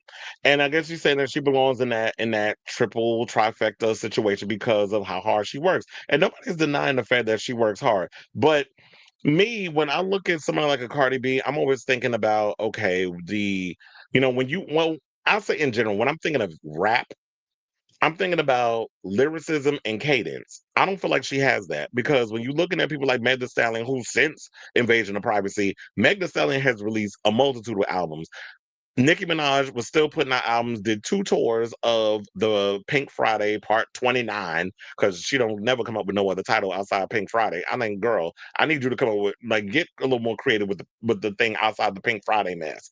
I don't know if she's trying to be like the female Lil Wayne and where he got the Carter Part 6. He another damn one. It's like, sir, I need you to come up with some creative titles instead of calling your stuff Part 2, Part 3, Part 4, and all that mess. But when I'm thinking about lyricism, when I'm thinking about cadence, when I'm thinking about performance, all those different things that comes with being a hip hop artist, I feel like Cardi is a great personality. She's got the gift of gab. She knows how to be a mean queen. And trust and believe, we have seen her when it comes to the whole meme queen isms and stuff. Because look, when she was in that courtroom, she knew how to give all of this. She knew how to give us all of that up in the courtroom with the facial expression. And she knew she was on. So that's why she was like, oh, I can get up in the courtroom and I could be messy and I could do all these things. And we sit up there laughing and stuff. And trust and believe, I was laughing too. But this is no laughing matter when you're in a courtroom and you're dealing with it. And even though I thought that girl that did the charges and all this other girl, you was a whole clown for that. Um, and the inconsistencies and all that other stuff. So I definitely get that. But Cardi up in there making jokes and making faces, she knew that that all this was gonna go viral because she is one of those girls that the way she talks, the way she acts, and all that other stuff, it is, it's gonna cause her to go viral. So as much as we know, like she's a great personality, she is one of the biggest artists. Like if we're talking about fame wise, and she's up there with and social media influence and the fact that she has so many fans or whatever, I definitely feel like she is in that top three with Nicki and Meg. As far as the rap goes, girl, them raps are still a little on the juvenile side. Like I was feeling like after all these years of you not putting out music, that you would have evolved as an MC because you would always expect that, especially when this is the sophomore album. The sophomore album was the first album everybody says is a fluke. You got lucky. You were industry plant. They always say the same thing. Everybody's a goddamn industry plant, according to people, that be on social media. I really like y'all be mad lazy with that title and be like, you're an industry plant. Fuck y'all with all of that. Because everybody ain't no goddamn industry plant. Now, do I think that maybe that she was kind of used to be the antithesis of Nicki because Nicki be out here saying certain things and being messy and going after every damn body, and the industry was tired of her mess and her shenanigans and might have used Cardi the same way that Tommy Mottola tried to use Jennifer Lopez to take out his ex-wife Mariah Carey and it didn't work. There's some possibilities that could be up in that situation, but Cardi has proven that she has staying power. And yes, she is talented in many other ways. She's really good at the marketing. She's really good at being silly. She's really good at keeping herself in the news. But I feel like if you're going to call your album Am I the Drama, then you should have been using a lot of the drama that you was having. And I've been saying this a lot. The offset stuff, when you be on spaces, when you be on all these different places, on all these different social media things, going crashing out and going on rants because your husband's out here making a fool out of you, what you just did recently when some paparazzo asked you when you was coming out of the courthouse about the pregnancy rumors and how Offset is clowning you, talking about like, yeah, he got you I guess I'm paraphrasing, knocked up while you over here messing with Stephon Diggs. And she threw the pin. I'm like, sis, you just got off for this assaulting. You assaulted somebody with a damn marker. Like, really? So I don't know if that was part of the marketing, but also it's like you being like that's not helping the matters because you doing them. You still like you ain't even get off the property of the courthouse, and and now you assaulting people on camera. But it's funny and it's cute and it's Cardi. We let it go because we like the shenanigans, we like the mess, we like all of that stuff. But it's like, ma'am, you got to grow up. Like you in your 30s now. You got to grow up. You have three, possibly four children, one being on the way. And then some people saying like she was faking the pregnancy because she was on social media dancing and she had like it looked like this fake belly situation that was in her stomach. So I don't know. It's like, is she pregnant? Possibly. Was it planned? I don't think so. I don't think Cardi's the type of person that like to use condoms or put an IUD up in her. So, and why should she? She got the money to take care of the kids. Now, if it was somebody out here who was broke and you just popping out children and you basically on the welfare and all that other stuff, then it'd be a conversation. But Cardi got the coin. She can afford to take care of this fourth child if there is one. So I think she also went on to say, oh, they actually asked her, about never officially hitting the road for a full tour. And they asked her, what would a Cardi B tour look and feel like? She says, I know I'm a good performer. Well, am I? No, I'm great. I'm actually really great because I was a stripper. Well, sis, you twerking on a pole is not the same thing as giving me an 8 count. Let's be clear. And it's no shade. I'm just saying, look, I'm just going by what you're saying in the thing. And it's like, oh, yeah, I was a stripper, so I know how to perform. Like I said, there's a difference between wrapping your thighs around a pole and you giving me a cat, cat, cat, cat, cat, cat. Shout out to Lorianne Gibson. But she said, but no, I think my personal tour is not going to be like any other performance that I've had. From the aesthetics to the looks, to even the way I perform. She said she's going to be doing things I don't normally do, like work out. Well, child, because a lot of people say word on the street is like the minute you push out them babies, you go right to the surgeon and they get to sucking with the tubes, if you know what I'm saying. And I think you do. So then they said, I'm going to be doing things that I don't normally do, like work out because I want to be the best. I've been going to so many different tours. I went to Madonna's show and the Beyonce show. I can't perform like Beyonce, but you can't half-ass nothing. And I don't think she needs to. As long as she know how to work that stage, move back and forth, maybe roll the kiki a little bit, and let the dancers do what need to be done. Cardi B could definitely give you a show. And I'm looking forward to like when it comes down to that because I'm sure like we gonna get a tour in 2026. I don't know if she'll have as the opening act or she would need one, but I think, girl, you do need an opening act. Um, just to have an opening act, because I don't think she could. You're not at the level like a Gaga and a Madonna where you could be the show itself. I don't think that's you need a couple of people to open. But I could definitely see her up there giving her all and performing. I'm hoping that she can give us that because I would definitely love to see a Cardi B show. Well, I would love to work a Cardi B, live show because I work many of the live shows, as y'all know, me working in live entertainment. And they said Beyonce doesn't drink water on stage, right? If she does, it's only a sip. And she said she got asthma. Her fans know she got asthma, so she gonna have to take water breaks. But I'm like, look, you ain't the only one. Everybody take. Excuse me. Everybody takes water breaks, and all that stuff. So I don't think that's gonna be an issue. But I will say this: when I was looking at the Billboard video, I will agree that um some of the looks and everything was everything. I was living for a lot of the looks that she had on there. So if y'all haven't gotten a chance, definitely look at that. But I want to read y'all this one thing because I thought this was good. This was actually a good one. So the Billboard reporter asked her, you've inspired a generation of new female rappers. Do you see yourself as a mentor now? And is that a role you embrace? She said, have you ever read Sister Soldier's novel, The Coldest Winter Ever? At the end of the book, the main character, Winter, was in jail. She cut a bee or some ish like that. And they let her out to go to her mom's funeral. She saw her sister going in the same footsteps and wanted to give her advice. Before she gave her advice, she was like, you know what? F it. Let her go through what I went through. Let her learn on her own. Sometimes you got to let bees learn on their own. I have to because there were so many bees that I've sat down and given advice from the heart. Like if I see people bullying you because of whatever the F, I'm gonna go in your DMs and give you advice. But sometimes I gotta really hold myself back and say, no, B, don't do it. Because these B words turn their backs on me, effed my man, talked about me, and somebody told me about it. So I wanted to read y'all that because I'm like, well, wait a minute. So Billboard, why didn't y'all elaborate on that? Because I know like when she was when they asked about Offset, she kind of brought up next question. She gave that. But if somebody effed your man, that's some drama. That's some tea. Spill it.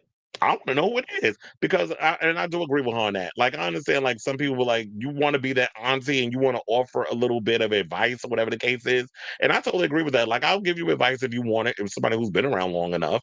But if you're one of them people that try you or don't want to take the advice, then I do agree with that. Sometimes you got to let people fall in their own behind before they realize. It's like you got to learn the hard way because I tried to warn you.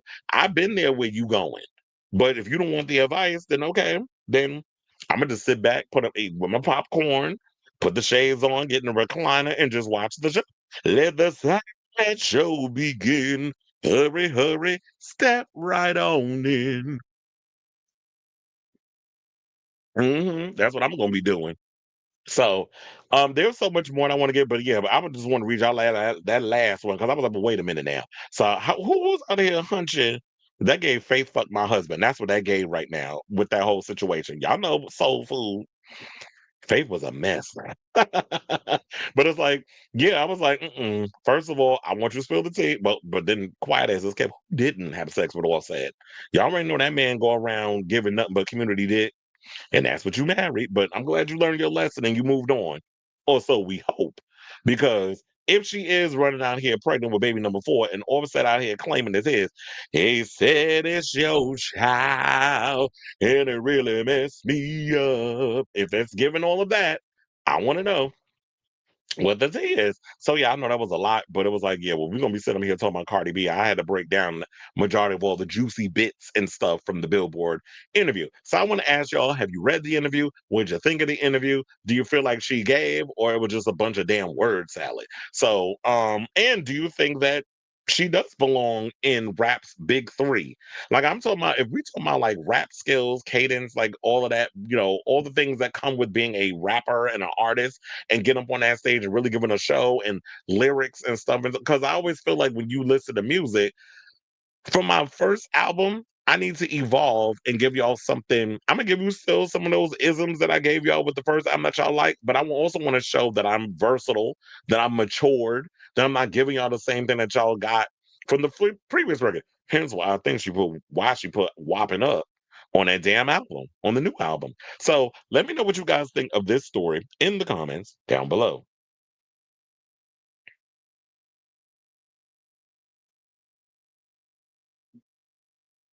You said she was probably asked to do it with Maroon 5 in 2019. She declined, so they got Travis Scott. It could be that too. Maybe yeah, that's what I was thinking. I said it was, did I say it was Bruno Mars? I meant Maroon 5. So I think you got it. And Tim Burton's Batman, Harvey Dent, aka Two Face, is played by Billy D. So I was like, say, it's been so long since oh, you said Harvey Dent was played by Billy D, but I don't remember who it was that played Commissioner Gordon though. Um, but yeah, if Harvey Dent could be played by, I'm glad you reminded me of that. Now, if because it's been a minute since I've seen Tim Burton's Batman, but look, if Billy D. Williams, the iconic Billy D, could be Harvey Dent. And I don't think anybody even had any issues with that back in the day. Maybe they did, but we never knew it because social media wasn't a thing in 1992. So yeah, you said it's been a while. It's been a white actor in the role. Good thing social media. Yeah, exactly. Good thing it wasn't social media was a thing. So there probably was a lot of issues due to whopping up being included. It's RIA eligible. Okay. And so she gonna sit up there and tell you all that bullshit. Oh, it's not gonna affect the charge. Sis, yes it is, and you know it. So it's gonna be eligible to go platinum because you put old songs on there to help cook the books and the catapult because no shade, the songs that you've been releasing so far is not giving. And after listening to Sabrina Carpenter's album again, I stand by what I said at the beginning. It's giving mid. I'm not really feeling this album. I do like the new song and video, but as a collection, Sabrina, I need you to go back to the lab and give me something else because this album ain't it. And you said Sabrina used a web store digital version of Band's Best Friend and with the visual why can't I talk? Vinyl bonus track will be unavailable after midnight. Child, and we're gonna get into this mess. Madonna, why did you take Confessions on the Dance Floor off of Apple Music? I wanna know. I should have saved that. Well, I'm gonna save it when we get to that. When we do that, I'm gonna mention it again. And we said Sabrina learned the tactic from the Taylor Swift clip to boost her last minute sales. I went to Target the day the album came out, to take a picture with the to taking pictures with a vinyl. I don't like how artists release multiple album variant covers. Either Brat and Guts had a 20 plus different vinyl variants. Adele and Dula Peep have around 10 of an album. No one wants to. Yo, I was watching a shady video about Dula Peep and her whole rollout with her career, how she got no person. I was like, I can turn this off. First of all, I had to turn it off because I don't know the person that was narrating. I was like, your voice annoys me, so I had to turn it off just for that reason. It's like it's not giving Doja Cat or Doshi or hello. And I was thinking that too. I'm glad you brought that up because I was. It's like when you think about girls who really giving and since they released music have switched up their sounds. And I don't know if I'm necessarily 110% on board with this whole 80s vibe that Doja Cat is doing. Like I don't like the new single. I'm also not really fully committed or like fully buying into this whole 80s shoulder pad with the big hair and all this stuff. I get that. It feels like you're doing 80s cosplay. That's what it feels like it's giving. But you get an A for effort. At least you pushing yourself outside the box and trying something different. And Doja Cat, I mean not Doja Cat, and Doshi, Doshi is giving me like this generation's Missy Elliott with a lot of the stuff that she's doing. So to me, I feel like they're giving me way more excitement over Cardi B. I'm not really that excited for a new Cardi B album. And I think it's probably because we've been burned so many times in the past with all the false starts and saying the album is coming, and then you was running around here talking about and it's kind of showing like, oh, I'm scared to release new music because this. I'm like, you should never be letting people know your fear. I mean, I get you want to keep it real and make yourself come across as authentic and relatable, which is one of the things we love about Cardi B is the fact that unlike a lot of these other female rappers, the reason why people like her is because she's from love and hip hop, because she comes across as relatable, and a lot of women can relate to a lot of that. But if the music ain't matching the personality, then I don't care about all that extra stuff. In my opinion, Cardi is a better person. Absolutely, not even biased when I say. I don't feel like it is shady to say that. Like she has a great personality. Now, if only that she could turn that personality. And there's some artists that do that, that turn a personality into lyrics. And if you're not a good rap writer, but you can recite some of the writing that some other ghostwriter writes, then get up there and rap. And who gives a fuck? What people say, oh, you ain't got no, you got ghostwriters, and they say all of that about her. But it's funny how y'all go with the girls. Y'all do that to the girls, but you don't do it to the male rappers because there's a lot of male, some of your faves, a lot of your faves, no shade, male that walk around with ghostwriters. And she could be, look, if there's anything you could take from Diddy, is that line, I don't write rhymes, I write checks. Now, if that was something you want to do, and be like, I'll write you a check for these ghostwriters to come up here and give you a couple of good bars and tighten up your flow or whatever the case is. If you want to do that, why not? And I'll be laughing all the way to the damn bank if people get mad. It's like she knows what lane she's in. It's like I'm an entertainer. I'm not necessarily like the best rapper in the world. And if somebody give you a couple of good bars, why not? I'm not buying that though, because well, the song's out already. Um, but the word on the street was some people were saying there was mixed reviews on it, and I do agree the song is trash. I heard it, and they were saying it was kind of like throwing shade at each other, even in the song. Doja's new song, Jealous Type, debuted at 18, which is relatively low for her. Jack Antonoff produces. Yeah, yeah. She did way too long for this new record. Because when did Scarlet come out? I don't know. Let me make sure I don't. I was like, I had to move this wire. I got so many wires that's in front of me right now because it's like with the mic wire and the ring light wires, and it's a lot of wires. I'm trying not to step on. when I thought you said JD Vance, JB announced Swag 2 this morning. He got praised for releasing a follow-up album so soon.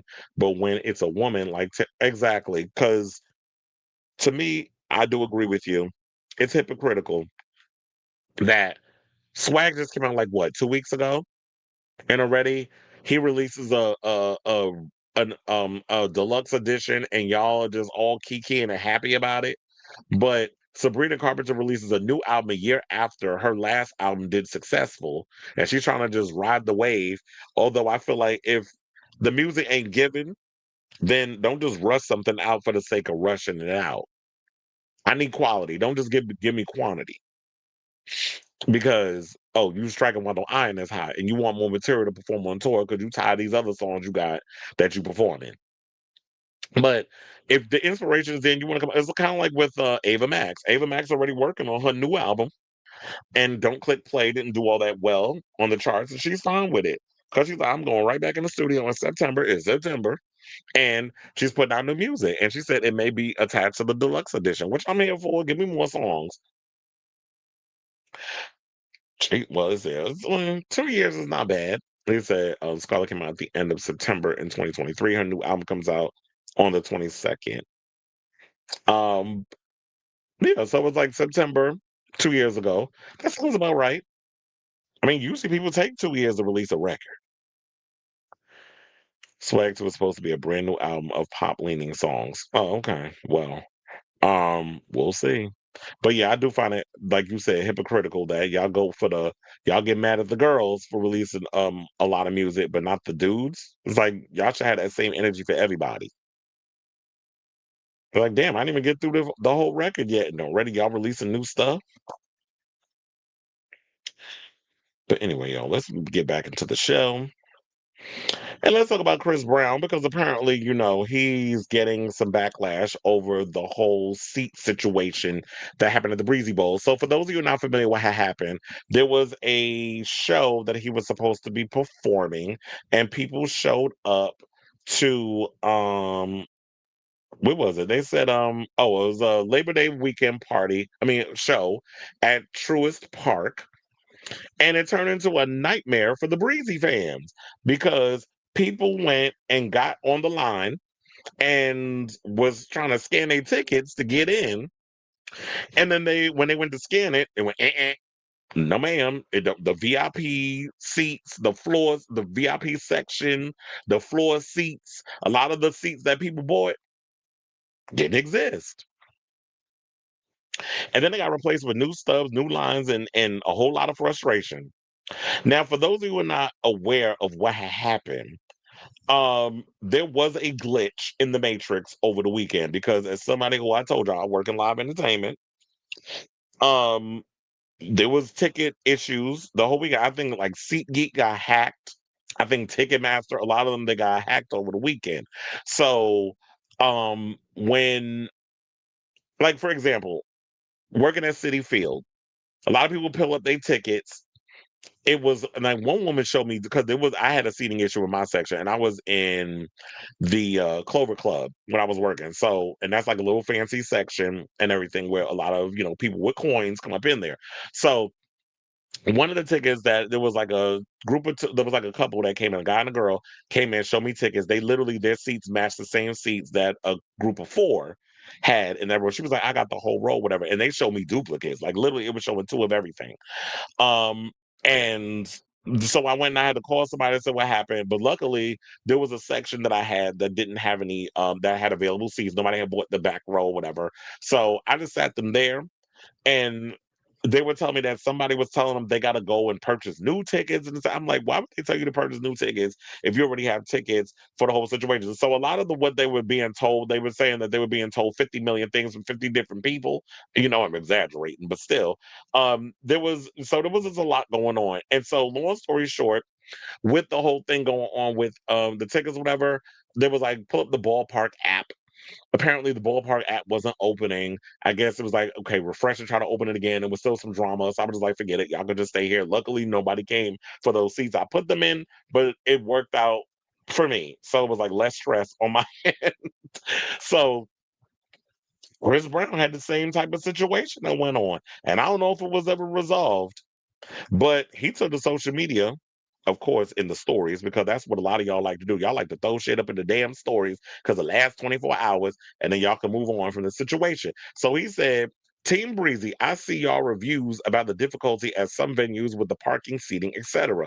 Hope y'all understand this is my first stadium tour, so I don't know if the people in charge of that in the cities realize the capacity I would bring out. Some cities ran smooth. This is the first time I've ever been in these venues. Appreciate y'all's concern. Unfortunately, I'm not in charge of that other than that my shit fire.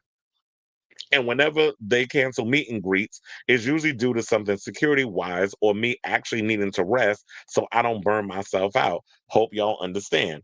So, um, I know a lot of y'all be wanting to go for the meet, but look, if don't he be charging you like $1,000 for the meet and greets?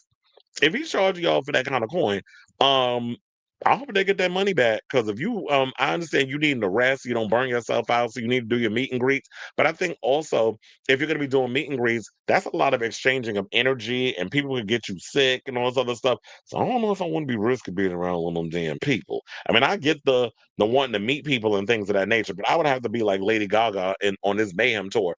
I'll go out into the audience and just work the front part and around the whole front part and then get back up on the stage as I sing "How Bad Do You Want Me?" Like I would do that. But as far as like meet and greets go, I love y'all, but I can't risk the sickness and all kinds of other stuff because a lot of y'all be running around here with these COVID conspiracy theories and things of that nature. Y'all not gonna get me sick, so I will be there for that. But I like the fact that um he's got a loyal fan base. But here's the thing. Was that really an apology or did that come across as an excuse?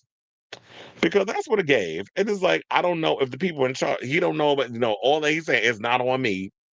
That's the ticket people. So whatever situation happened, that's on them.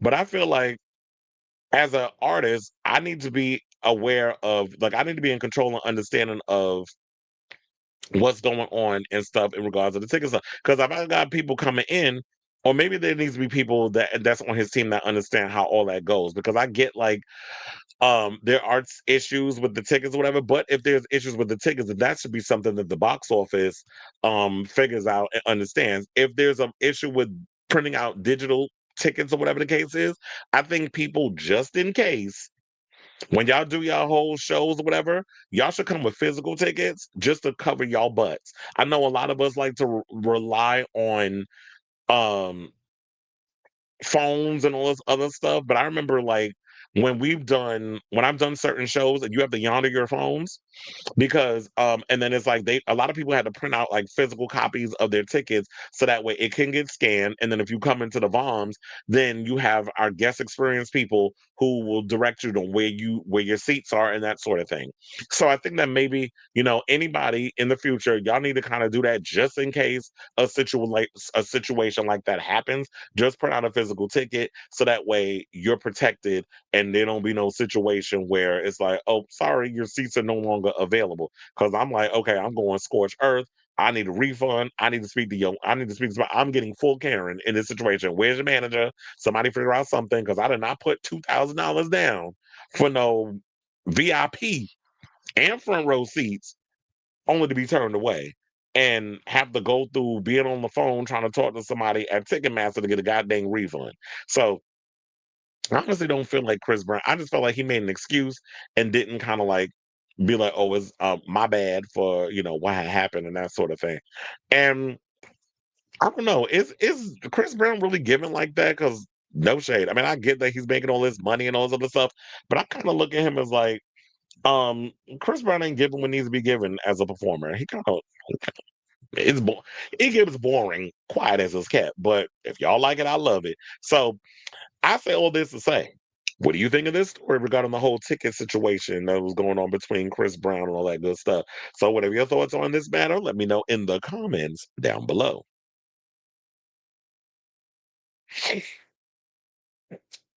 Okay, you said, oh, crazy, someone trying to hurt the bag. These venues been popping up for years. Could it be AI? Probably.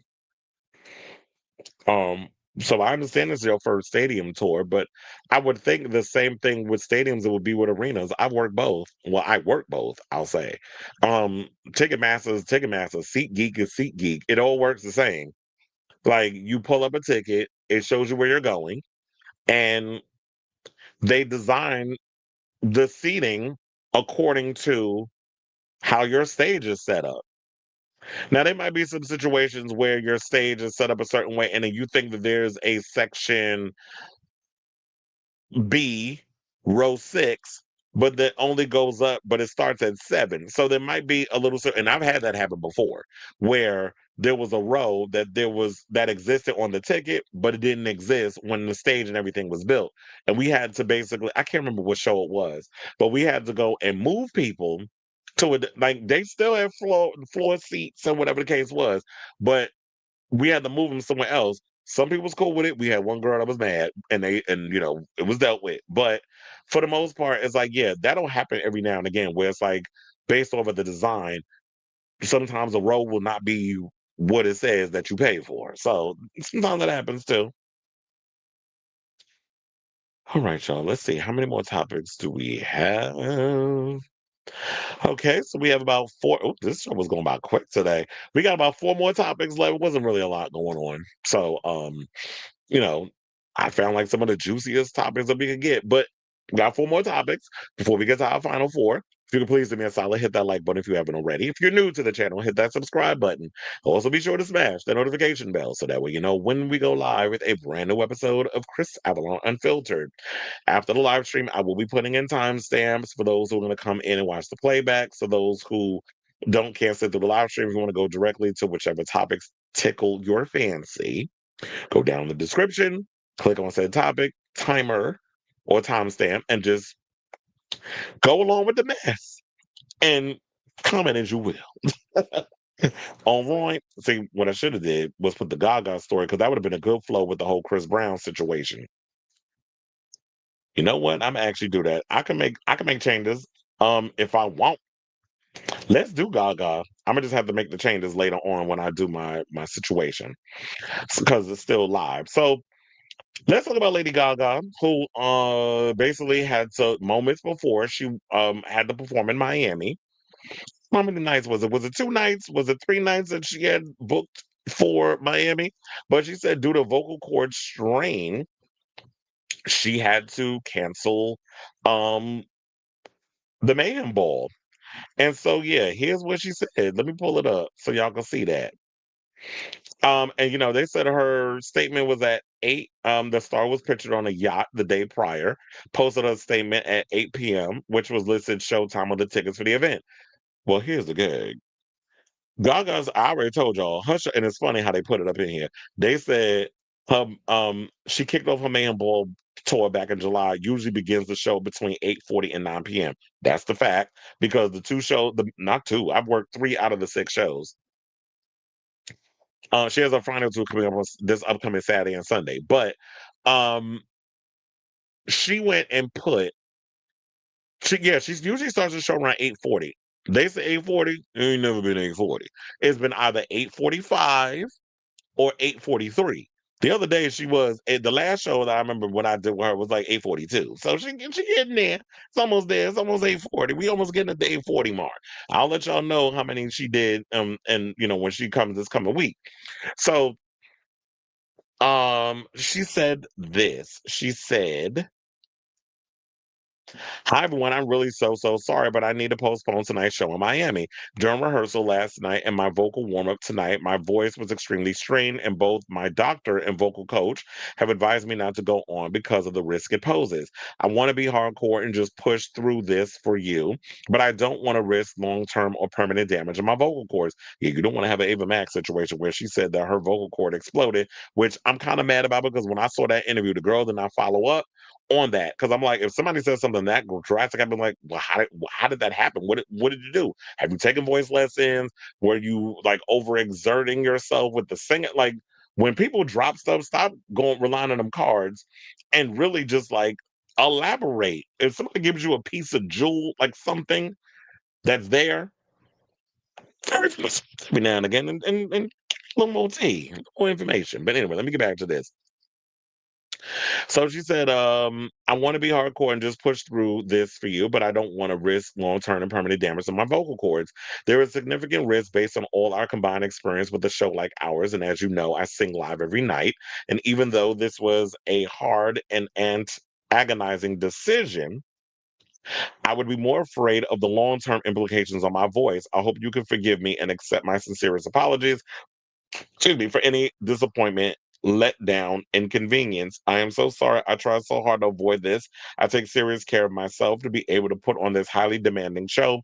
I love my fans so much. Respect you and hope you can accept my sincere regretful about. She is really going in. Okay, the little monsters forgive you, I'm sure. Because she going in. She's like, we are trying to reschedule the show as quickly as possible. So I know a lot of people saying, oh yeah, I hope she reschedules, blah blah blah blah blah. She clearly said she was going to reschedule the show. So I could definitely see her doing that. Now, in regards to the show, as someone who has seen the show and worked the show multiple times, let me tell you something. Say what you want about Gaga, but this is a highly demanding show. It's extremely physical. It's a very high energy show. She's up there dancing, she's singing live. I don't even know how she's able to have such great breath control and be up there singing and dancing. I know they have like the backing track helps her and assists her at times, but for the most part, that mic is on. She is up there singing and she's giving you 110% of herself. And also, don't she have like what is it, the fibromyalgia? I'll be wondering if her body still has effects from that when she's up there performing. But yeah, the dancers with all the elaborate sets and the moving parts, and it's a big stage show. It's very theatrical, a lot of stuff going on.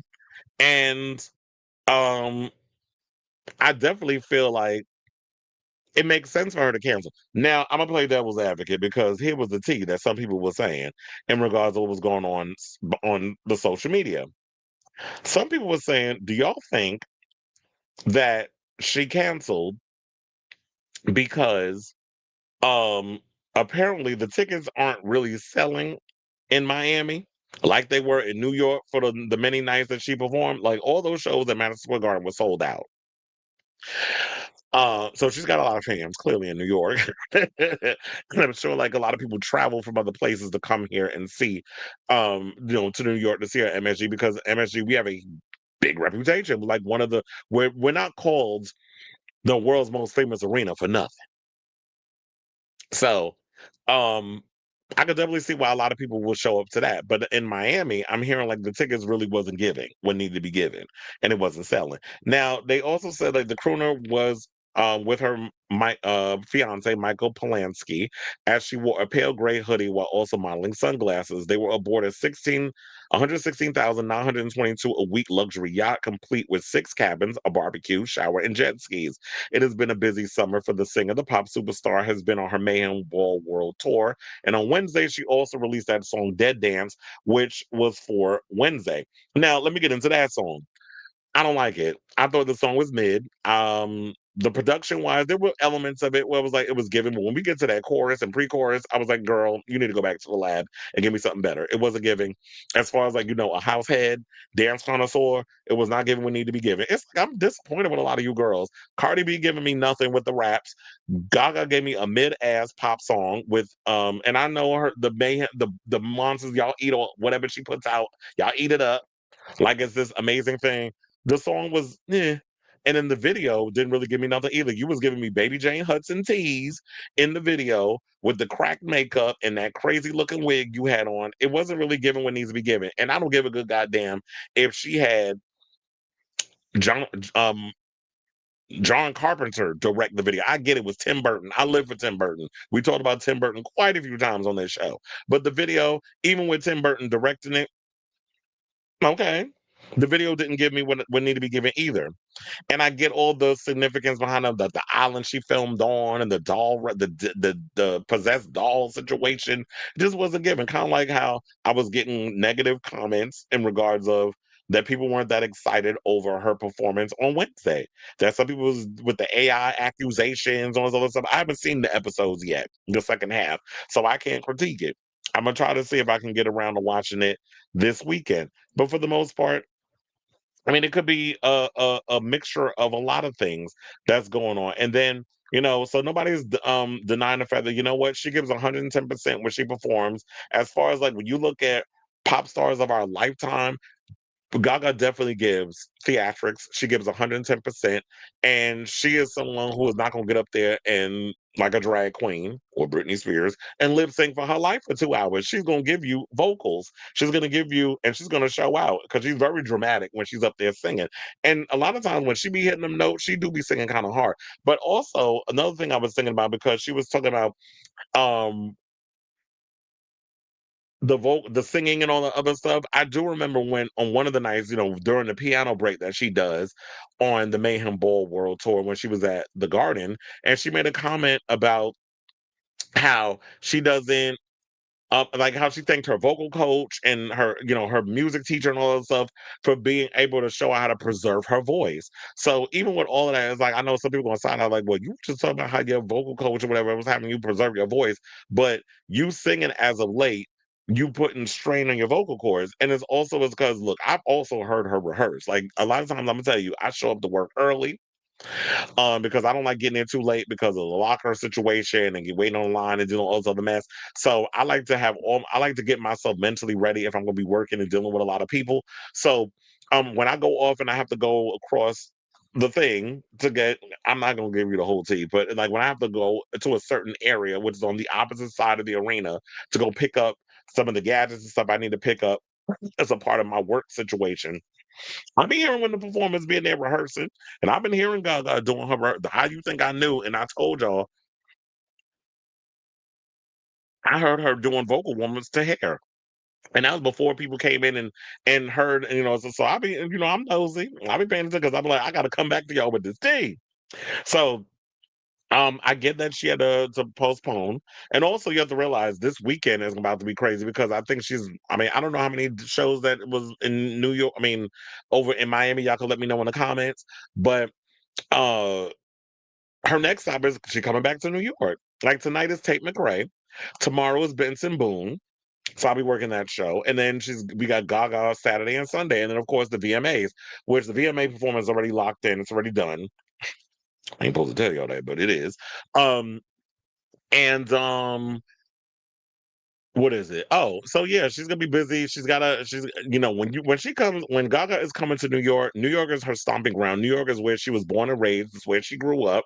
And you can't half-ass it when you're in New York because the New York fans is not gonna put up with. I mean, you get the monsters that'll just take and accept and eat up, but you can't half step. Ain't no half stepping when you come to New York and you doing that stuff. So I say all this to say, what do you guys think of this story? What do you think is the reason behind her canceling the tour? I mean, not the tour, but just the night in Miami. She says she's going to reschedule it. I guess they'll figure out, and we'll find out when she'll do the whole rescheduling. And I'm sure those of you who bought tickets they'll be valid when that next time comes around.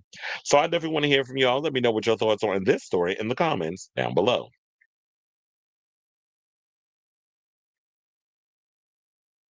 Right. Um.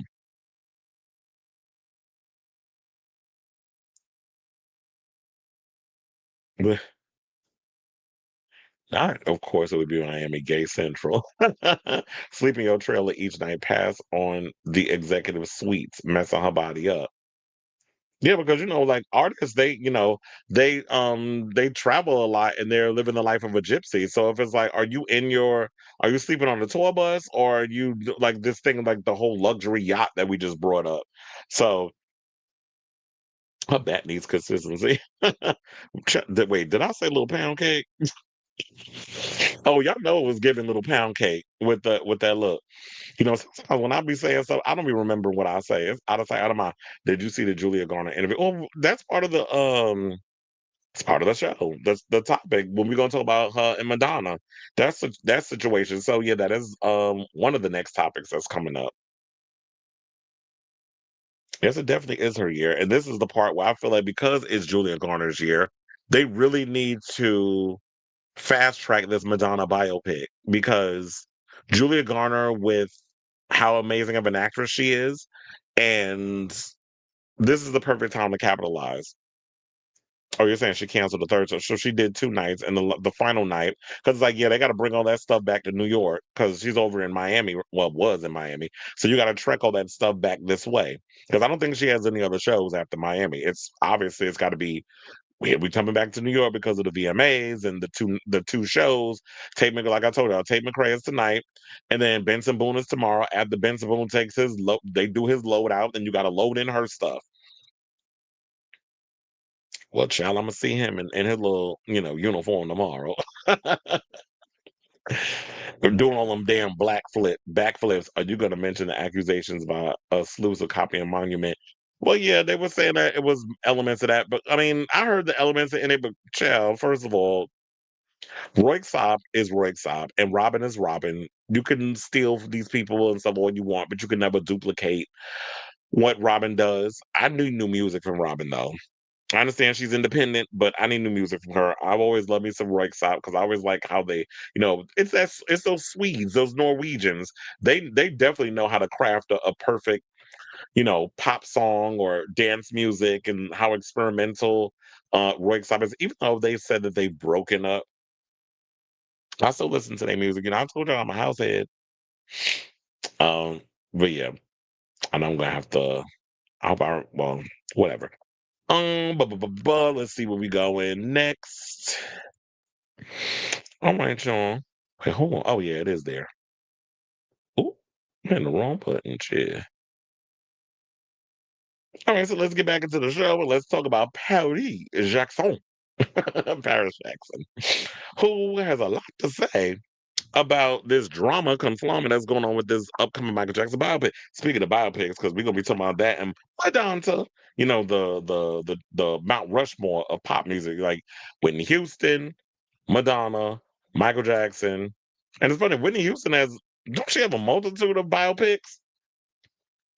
But Madonna hasn't got one yet. We got the Michael Jackson one coming. So yeah, Colman Domingo apparently was on a red carpet at the Venice Film Festival. And they said they both was there. And she performed at the prestigious Amfar Benefit Gala. And then Domingo basically said that she and her brother Prince were directly involved in the project. Now, speaking to people ahead of the festival, Coleman said they're very much in support of our film. I'm excited to be here at Amphar tonight with Paris. It feels like that's a nice way for us to be together. He also went further, calling Paris very helpful in describing Prince as a man of the film. But that might be true for Prince, who has yet to say anything. But Paris said, I don't know who you've been talking to, but you out here spreading lies and misinformation. And so she got on the social media on, I think it was on her Instagram stories or whatever the case was, and basically said the following. She said, at King of Bingo, don't be telling people I was helpful on the set of a movie I had 0% involvement in. LOL, that's so weird. This is what she wrote. Now, in a follow up post, the 27-year-old elaborated, further distancing herself from the project altogether, saying, I read one of the first drafts of the script and gave my thoughts on what was dishonest, slash, didn't sit right with me. And when they didn't address it, I moved on with my life. Not my monkeys, not my circus. God bless and Godspeed. I always feel like when you throw a shade when you say God bless. Now, um, if they're not fully on board and the movie's coming out in April 2026, I know it's got to be kind of awkward because you have your cousin Jafar playing your father. So clearly, some of the family is on board with all the shenanigans and everything that's going on up in here. But I do have a video. Hold on, because I was like, let me move this microphone over a little bit so I could and I'm gonna have to play out the audio. I don't have it like in front of me where I can pull it up, but I do have it saved in my phone. So I want to play y'all what Paris had to say, and we'll come back and talk. Please hold. I don't know if y'all can hear. Say this to them. They're just calling because it seems like there's been a lot of responses. There's been a lot of responses to the thing that I posted earlier about just like clarifying, like that it wasn't at all. aside from like giving feedback on the first draft and then getting the feedback that we're not actually going to address your notes at all. So like, all right, like fuck me, So I just like put it out, and I just like I've left it alone because it's not my project. So they're gonna make whatever they're gonna make. A big reason why I haven't said anything up until this point is because I know a lot of you guys are gonna be happy with it. Like a big section. The film panders to a very specific section of my dad's fandom that still lives in the fantasy, and they're gonna be happy with it. Just like I remember hearing about how Freddie Mercury's family responded to seeing the Bohemian Rhapsody film, right? And I remember like reading the Dirt autobiography as a kid, and then growing up and like watching the movie they ended up making, starring like MGK, and I was like, okay. The thing about these biopics is there is Hollywood, so this is it's fantasy land. It's not real, but it's sold to you as real, and a lot of sugar coated, like the narrative is being controlled. And there's a lot of inaccuracy, and there's a lot of just full-blown lies. And at the end of the day, like, that doesn't really fly with me. I don't really like dishonesty. I spoke up. I wasn't heard. I fucked off. That's it. Y'all are gonna like the fucking movie, so just go watch it, go enjoy it, do whatever, leave me out of it. So,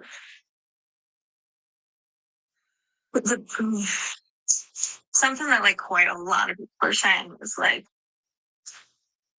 she hates her dad. She resents him. She wants nothing to do with him. Because I'm not, like, calling the shots on set, being a big shot producer of a movie that's filled with just inaccuracies. That's not my truth. That's not where I'm coming from. I just prefer honesty over like sales and monetary gain. Like that's it. And I kind of just don't want anything to do with that. So I'm gonna fuck off again. I'm gonna keep minding my own business. I suggest you the same. God bless and God feeds. So look, she said what she said, and she's allowed to feel how she feels because at the end of the day, look, that's her father. So I know some people feel like, oh well, she don't know him like whatever. But look, quiet as it's kept. A lot of y'all that be sitting up here living the fantasy and enjoying all the things that you see from Michael Jackson, y'all don't know him either. So clearly, there's something in that draft of the script, and we know that. I mean, that she didn't particularly care for, and she voiced her opinion. And the studio was just like, we're going to tell the story that we're going to tell regardless. And I think the same. It's funny how she brought up the Bohemian Rhapsody thing because I'm not mistaken. The same person that wrote Bohemian Rhapsody, which I already know I hated that fucking movie because I was like, the inaccuracies of Freddie Mercury, and as somebody who was a Freddie Mercury or a Queen fan, I'm like, child. Now we supposed to sit up here and believe that this man predominantly was y'all trying to make a gay rock singer more or less fiending for pussy than anything. And then it was just that one little sequence where he was in bathhouse, where he was in tea rooms and doing other stuff. That was just a small part of the situation. And then all of a sudden he gets AIDS, and then it's the end of the movie. And it's like, come on now, this is some old Disney 5 mess because y'all wanted to appeal to a wider audience, and you don't want to really dabble in the homosexual stuff. So we're going to dilute who Freddie Mercury was, so that way we can sell this to China and all these other damn places. Which is why we know how a lot of y'all like to do when it comes to the mainstream gays. Anyway, the only way you want to sell us is if we caricatures, whatever the case is. So I can definitely understand like why she feels the way that she felt. And she's like, no, I'm gonna speak out about it. But you want to know something? I feel like Paris, maybe you didn't realize this. This brings more attention to people wanting to see this movie because they know like you don't 110%, you're not 110% on board with this. And I hope it's not going to start a rift because he's saying like Prince is on board with this. We haven't heard from Prince, or maybe Prince did speak out and I'm not aware of it. If he has, let me know in the comments. But I hope it doesn't start a rift between siblings because Prince might be 110% on board, but Paris is like, I ain't got time for the shenanigans. I ain't got time for the BS. I really am trying to protect and keep the integrity of my father. And remember, they had a go allegedly, the rumor is they had to do a whole third act rewrite because the third act in the original script was going to take place with, I believe, Jordan Chandler? I could be getting my people wrong. One of the kids that accused Michael of diddling with his little booty hole and other body parts had remember the whole money situation and going to court and all this stuff. But then apparently somebody didn't read the paperwork and the fine print of the contract and was like, after Michael settled with this family, you're not supposed to be using any of their information or whatever.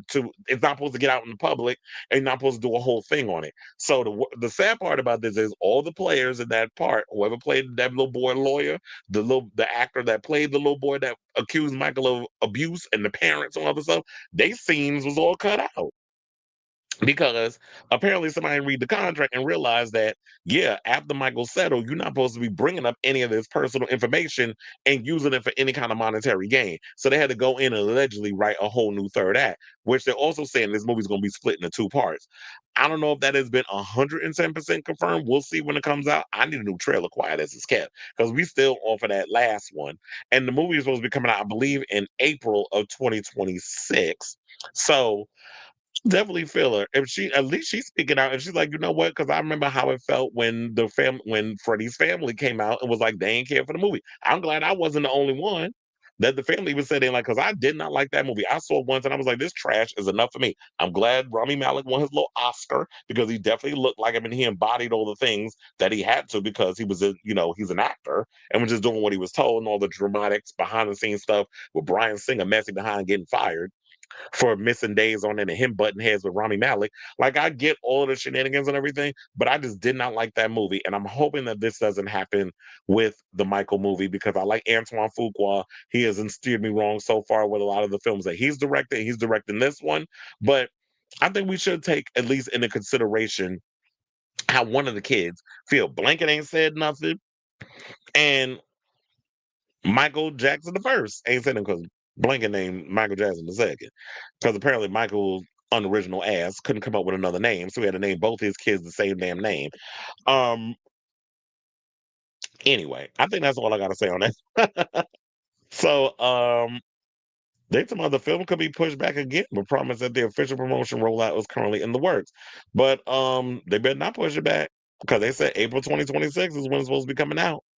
So yeah, I definitely want to hear from y'all. What do you guys think of this story and what Paris had to say in regards of she's saying that no, Coleman Domingo out here, maybe he misspoke or whatever the case is, but it's like, or maybe people was telling you in the camp that Paris was very helpful with a couple of the stuff that was in the script, and that was what he was led to believe. I don't know. He gonna have to clean that up because I'm sure somebody's gonna ask him, and I don't know if he's been asked about it as of yet. But when they do, you're gonna have to clear it up, sir. So let me know what you guys think of this story in the comments down below.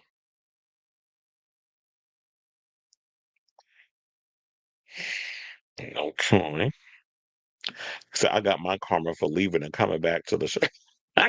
Yes, I did. I was like, you did the Gaga topic before the Paris Jackson topic, and I missed it. The description says the Gaga topic is after. Yeah, because I decided I was going. It was a last minute thing. Because here's the funny thing: what y'all don't realize is that literally before the show started, I came across the Chris Brown topic, so I went and I moved the Chris Brown topic in at the last minute, and then not realizing that with the flow of the live situation, I was like, let me do the Gaga before the Paris Jackson, Michael Jackson situation. So I kind of did a little switcheroo.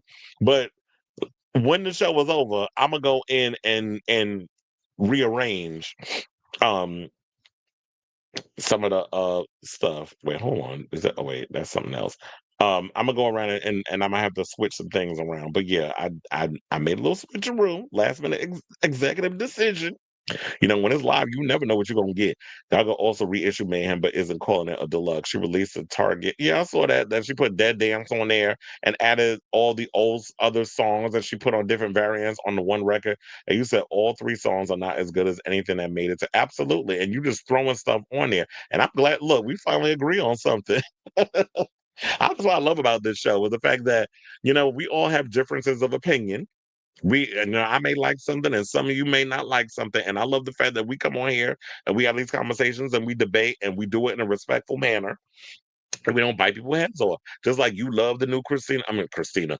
I was on. Wait, isn't there Christina? Yeah, there is a Christina Carpenter from Scream. That's what I was thinking of. I don't like the new Sabrina Carpenter record, Man's Best Friend. You like it? There's a couple of songs in there it's cute, but cohesive as an overall record, I don't like it.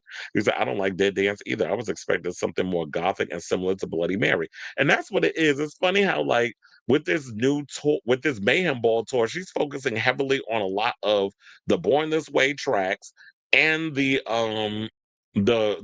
Fame Monster. Because the Fame and the Fame Monster has been kind of, if you go on Apple Music, they have kind of been put as one record now. And yeah, there's a couple of Mayhem tracks sprinkled throughout, and she'll throw in a couple of, uncut gems. But for the most part, it's like, yeah, girl, a lot of the other stuff is giving more than your new material. It's just like, yeah, if you're talking about Mayhem, and I think that's been my issue. Like Mayhem, there's some good songs on the record, but cohesively and thinking about the record as a whole, I was expecting more goth. If you're kind of embodying the look, I was expecting the music to be a little more Nine-Inch Nails, but that's not what it's giving. It's giving jazz hands. It's giving Broadway, and that's what that music video was giving.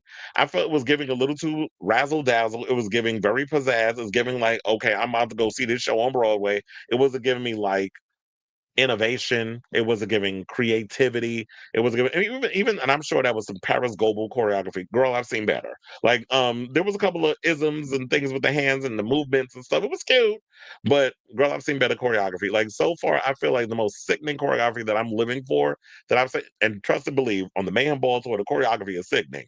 But the abracadabra choreography still gives me my life when I'm watching it, because it's like there's some crazy stuff, jazzy, and I love like the type of choreography that I definitely love, like the jazz style, very Bob Fosse. I was just disappointed all around with the song, the video, the visuals, the dancing. It's just, girl, you could live that, and it feels like a cutting room floor track for the Mayhem sessions. No shade, just saying. But and it's funny how you can tell when you listen to certain songs that it's like, okay, this feels like a cutting room floor track, but you're trying to pass it over something else.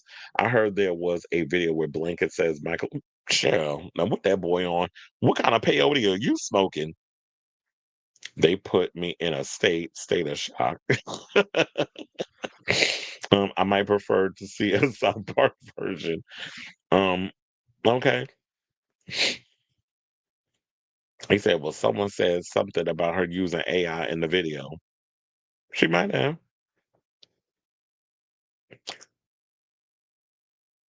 Where have I heard that? Not necessarily the Grammys doing a best tour award, because I do agree with that. They definitely need to do a best tour award.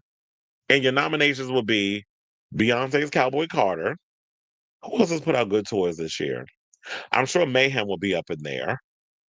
Um, I wonder if they will put the Blackpink reuniting tour up in there. That tour was cute, even though it was only 10 shows. Um, yeah, I would have to really think, because I've worked and seen so many tours this year. I'm sure they will probably put the Who, because this is their final tour, their farewell tour. Um, I can't think of no others that really stood out to me. Oh, they could put Cornucopia up in there. I lived for the Time of the Creator tour. That was a good one. They could put that up in there too. Okay, I think I gave y'all about 4 or 5. So, yeah, there was a couple of cute little tours. I definitely agree they need a best tour award. I thought I could have did the VM. I don't know if I've heard, like, there was somebody that said there was a new category. Oh yeah, thank you, Kylie Minogue. Yes, you got to put tension up in there. The tension tour was everything, and I do agree. Cindy Lauper should be up in there too, because it's her final tour. So y'all can help me out in the comments. I can't think of everything. Yeah, this album isn't goth music, and that's why I can't get into Mayhem. I really wonder what her Grammy chances are, considering how she never put out a summer single. Exactly. And it's funny how like the VMAs can give her 12 nominations, but I'm like, girl, it ain't like she gonna be there to pick any of them up, because she gonna be across across the way at Madison Square Garden in Midtown Manhattan. And you can't be in two places at once. You can't be in um Nassau County, Long Island, if you're gonna be performing in Midtown Manhattan, which we call the city. And here's the thing: since we talking about the city and things, there was a video that I saw that some person that's clearly a New York plant, you're not even from here, going to sit up here and talk about that we need to normalize not calling Manhattan the city. We need to call it Manhattan. First of all, suck my entire dick from the back. What you're not going to do is come up in here and tell us how to come, and you a New York plant and go and tell us to change it. Why y'all calling it the city? First of all, when you think of Sex in the City, it's not called Sex in Manhattan. It's Sex in the City. So it's like, no, you don't come in here and you're a plant and you only been living here for 2 years going to tell us New Yorkers how to be New Yorkers and how we supposed to talk. Take that shit back to Minnesota. I don't know where you from, but I just picked something on my ass and just threw it out there because I'm assuming, even though I don't know for real if you're from Minnesota, but today you're from Minnesota. Person who said it over on the TikTok. So yes, I agree. Like what you were saying with Kylie and Cindy Lauper, because definitely Kylie definitely told her.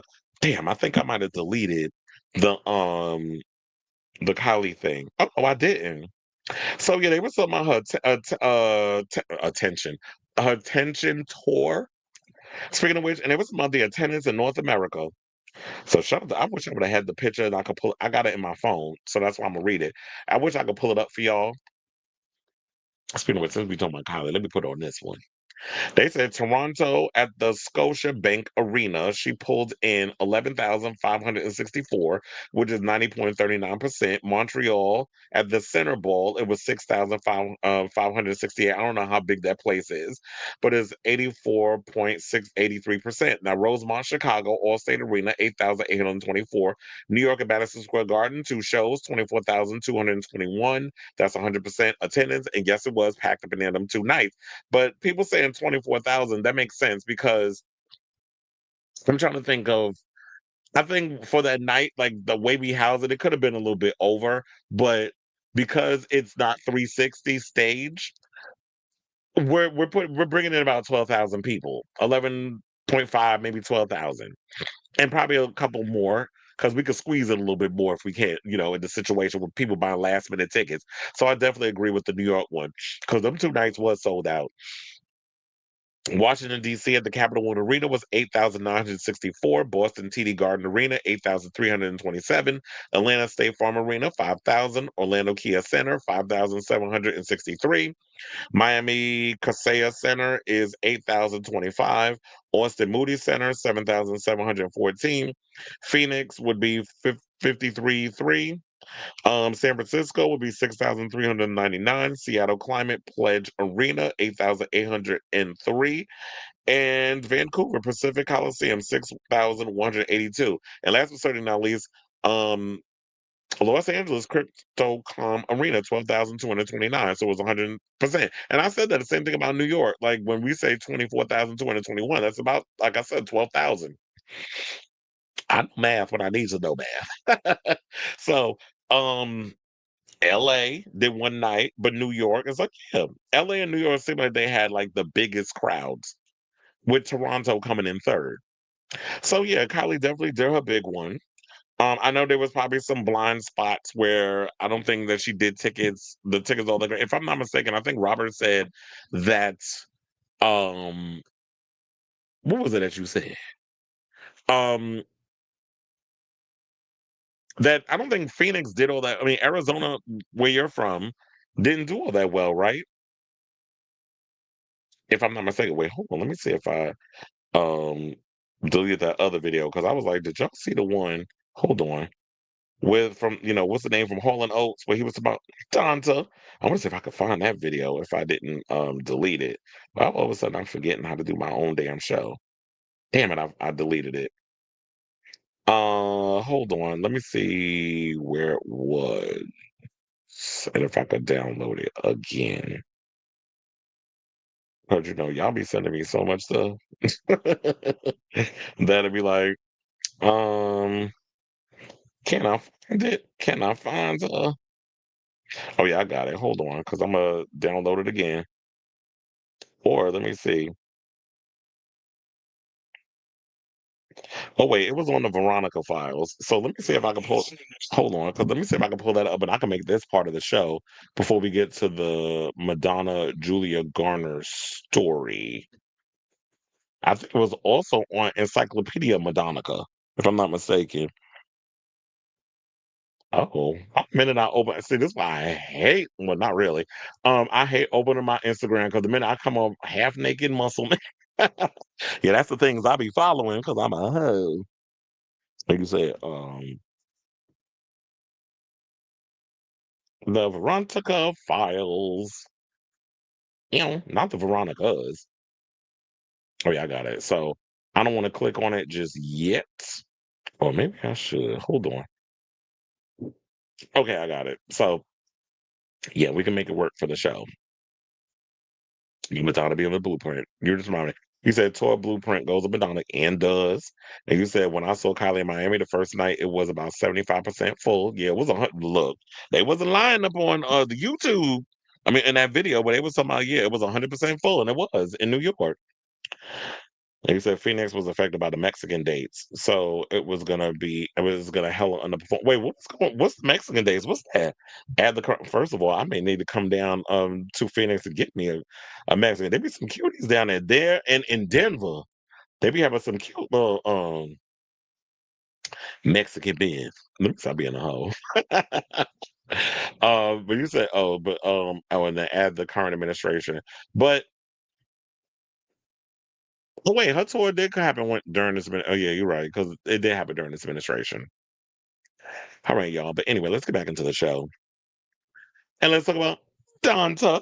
Oh, yes. I almost did it. But the voices are still coming back. We at 95%. But I'm working on it. That's why I was like, I'm glad in a way I didn't do a show yesterday because I had to do the vocal rest and stuff. Because I'm still getting over this sickness where I had no voice literally like 5 days ago. So anyway, Julia Garner is opening up about in a recent interview. She said, yeah, she's on board to play the Queen of Pop in this long overdue biopic, but we don't know what the hell's going on with that. So several years after the three-time Emmy award-winning actress was first attached to the long-awaited Madonna biopic, she has confirmed that it's still in the works and she's still playing Madge. Now, asked by W Magazine whether she is 100% playing the Vogue hitmaker, Garner excitedly responded, "Yeah, yes. I can't say too much about it, but yes, it's a work in progress." Now, grilled on her favorite Madonna song, she offered, "Oh my God, I have so many. I love Borderline. It's probably my favorite. I also love Papa Don't Preach. I love Burning Up. I love Confessions on the Dance Floor. I grew up with that album." Sidebar. I know I mentioned this earlier, but I'm doing it in this video. Girl, I don't know if y'all noticed, but Madonna removed Confessions on the Dance Floor from Apple Music. Like, what's the tea? What's going on? Why is Confessions not on the situation? I understand that you saying this new album is supposed to be COAD Part 2. But and I was just watching a video yesterday where it was like talking about the whole rollout and the breakdown of it. It was like a 1 hour video of Confessions on the Dance Floor and all the single releases and how she was doing the videos and stuff while she was seriously injured when she fell off the horse, where her ribs were still healing. She broke 8 bones and all that other stuff. So, and I don't think she's properly healed. And I was thinking about that too, because I was watching the video, I was like, and you know what? I think that because she didn't allow her body to heal properly when she did the hung up music video, because she was still injured. Like even at the time when she was walking around with like a cast, and or her arm was in a cast, or that part with the thrift store jacket, because it was a thrift store jacket that she was wearing in the video. One of the girls who said that she bought it at a thrift store in the UK mentioned that in the video, and she had one hand in her pocket. I've got one hand in my pocket. So she had one hand in the pocket. She was walking down the street, and she had and I think that was like the arm that was messed up. But I mean, then with her dancing full out and stuff, I don't think her body fully healed from that situation. And we saw the effects of that with the celebration tour and her almost passing away, and and being in the ICU and all that mess. So I do think that she didn't, because of the pressures of the industry and the comeback record, because of what happened with American Life being one of the lowest selling albums of her career, that I do feel like she put her body through some mess so that way she could have the comeback that she was clamoring for. And we know nobody works harder than Madonna, well, especially at that and during that time. And the success of Confessions was well deserved, but her body had to suffer because of it. So she also mentioned obviously Vogue and Ray of Light. I love all of Madonna, basically, is what I'm trying to say. Well, we all, us fans, we do love all of most of what Madonna does, but we do have our favorites and we'll put them out there. Now, social media fan pages have reacted to the confirmation by sharing side by side photos of 31-year-old Garner alongside pictures of Madonna at age 32. And I do have some of those too. So I want to show y'all some of them. I mean, you can see it in this picture here. She does favor Madonna in a couple of ways. But there was this picture that you could see here. It's like, yeah, she definitely gives Madonna. And you know what? I think maybe people saw it because they had like that same short curly hairdo. And you could put her in wigs throughout the show, but definitely if you're doing the early years of Madonna when she was younger, you could definitely do the short curly blonde and all that other stuff. And to me, I feel like of all the people that have been up for this role, or have auditioned, Julia Garner favors her the most. And then there was this one that I also came across. Wait, hold on. This is not what I wanted to do. I'm still doing the wrong damn thing. Hold on. Um, well, I gotta remove that and then I gotta open this thing up again because sometimes it wants to just play in my face. So I have this one as well. All right. So there's that one where it says Julia Garner says the Madonna biopic is supposed to still happen as she recalls her audition for the part, basically saying, I asked myself, what will Madonna do? She would convince you that she deserves, to be in this room, and I owned it. I was kind of like, you can take it or leave it, but if you leave it, if I leave, then that's on you. And that's what it is that Madonna exuded a certain type of confidence when she walked into a room. And the fact of her being one of the only women in certain spaces, she had to hold her own. She had to be like, I'm the strongest and I'm the biggest, the baddest bitch in the room. Even if at times she was insecure and she didn't believe it. Like this one video that I came across on Instagram, because I don't know if y'all remember this video, but it was back when in the early stages of her career. Madonna and them, they all sat on a panel and they was talking about like the future of music and how what was it? Oh my god, what the hell was his name? One of the musicians, was it Hall or was it Oates? Oh, John Oates, that's what it was. I don't know why I'm bugging. So John Oates sat down for an interview and basically was talking about how like at the time he was on the panel was him and a bunch of other people. James Brown was also there, and how they kind of were like frowning upon performers and saying like, oh, I shouldn't have to act to get a performance and stuff. Like I just want to get up on stage and I want to play the guitar and I want to be a musician, blah blah blah blah. And that's all great and all. You can do that, but you also have to act. You also have to give a performance. And I guess they were kind of like pushing back on music videos because music videos at the time of MTV was a relatively brand new thing and people didn't know what to make of it. So Madonna got up there and she was pushing back and I was like, child, she gagged all of the girls. So hold on, let me pull that up for y'all to see. And then we will come back and talk. So, In 1984, you were speaking at a new music seminar in New York City. Yep. And you're on a panel. Sitting next to Madonna. Yeah, and James Brown. And you guys discussed the role of music. I remember videos. it very well. Okay. We were the whole. I think somehow the conversation morphed into music videos because, of course, that was the au courant thing at the moment, right? MTV was just starting and all that, and we were at the beginning of MTV. We were friends with the guys who invented MTV. We were the first video VJs, all that stuff. So, sitting next to Madonna, and let's put it this way: she's a very outspoken gal, The subject came up about music videos.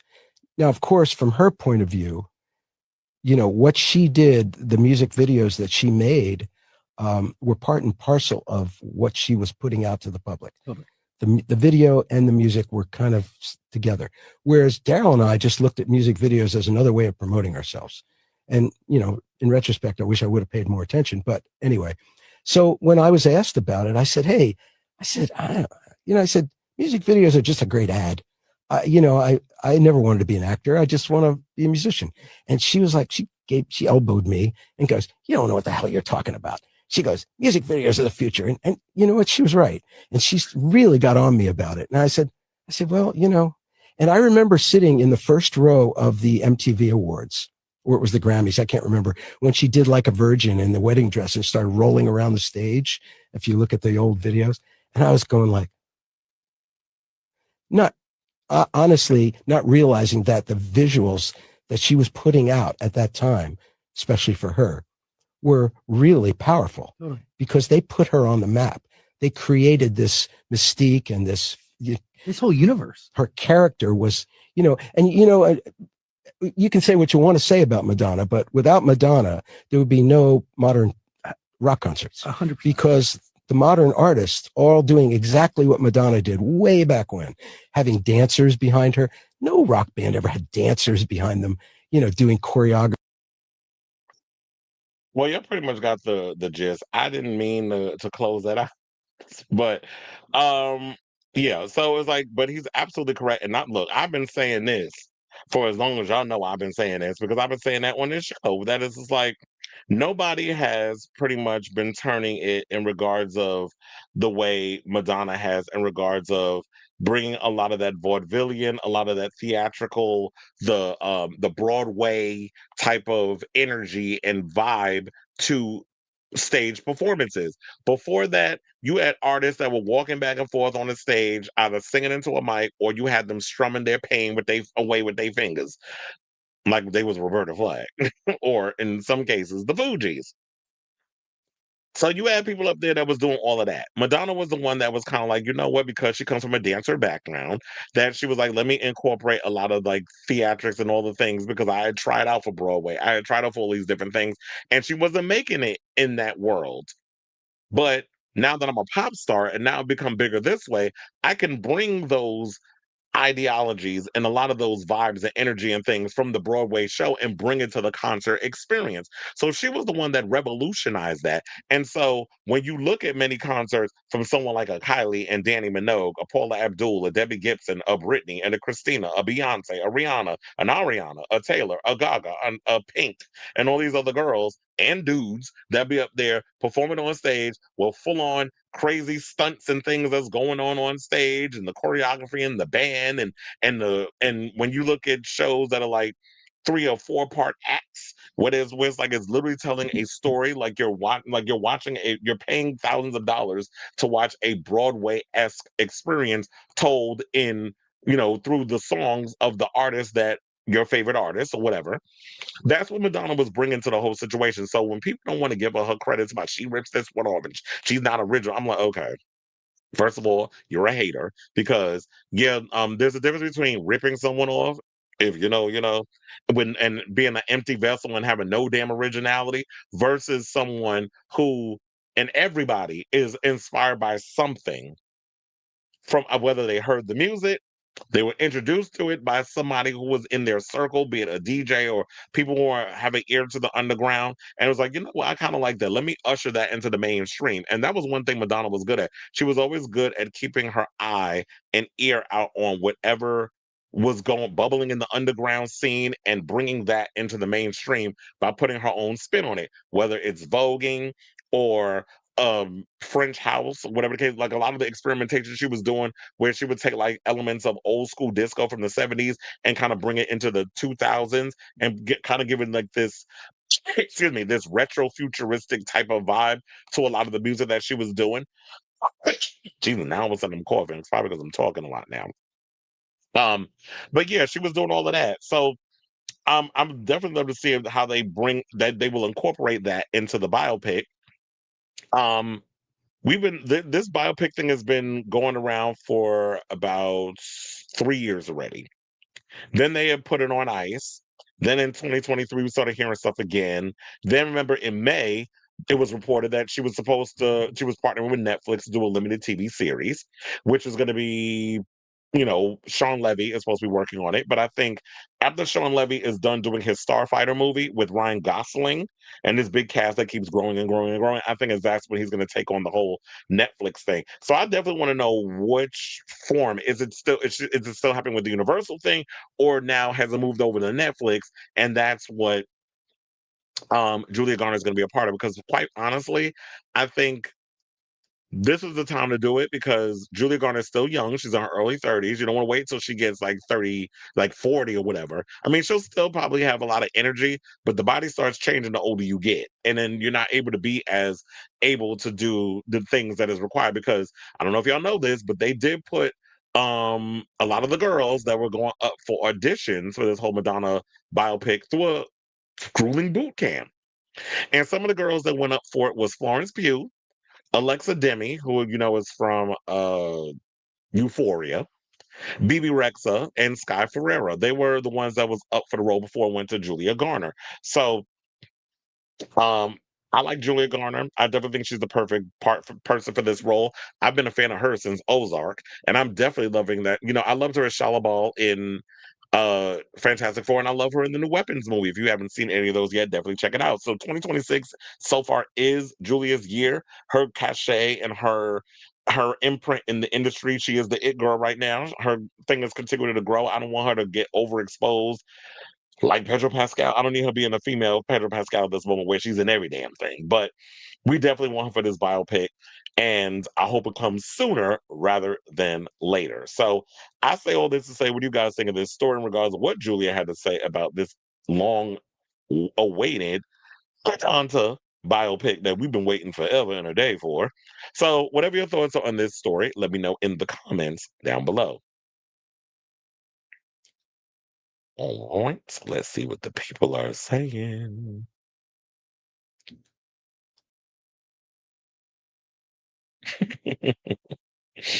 And you said, like I said earlier this week, straight women love the 80s album. Okay. And you said the only biopic we have about Madonna is Innocence Lost. Child, I don't even, we don't know her. He said, I just checked the COADF. It's still on Spotify. So maybe it could be a teaser to something. Maybe not. Maybe just okay. So it's on Spotify. But yeah, Apple Music ain't on there. The only confession on the dance floor is the live stuff. But because I checked. I was like, how you going to take it off? I think I sent that video about Confessions because I watched it last. Yeah, I think you did send me that, but I watched it.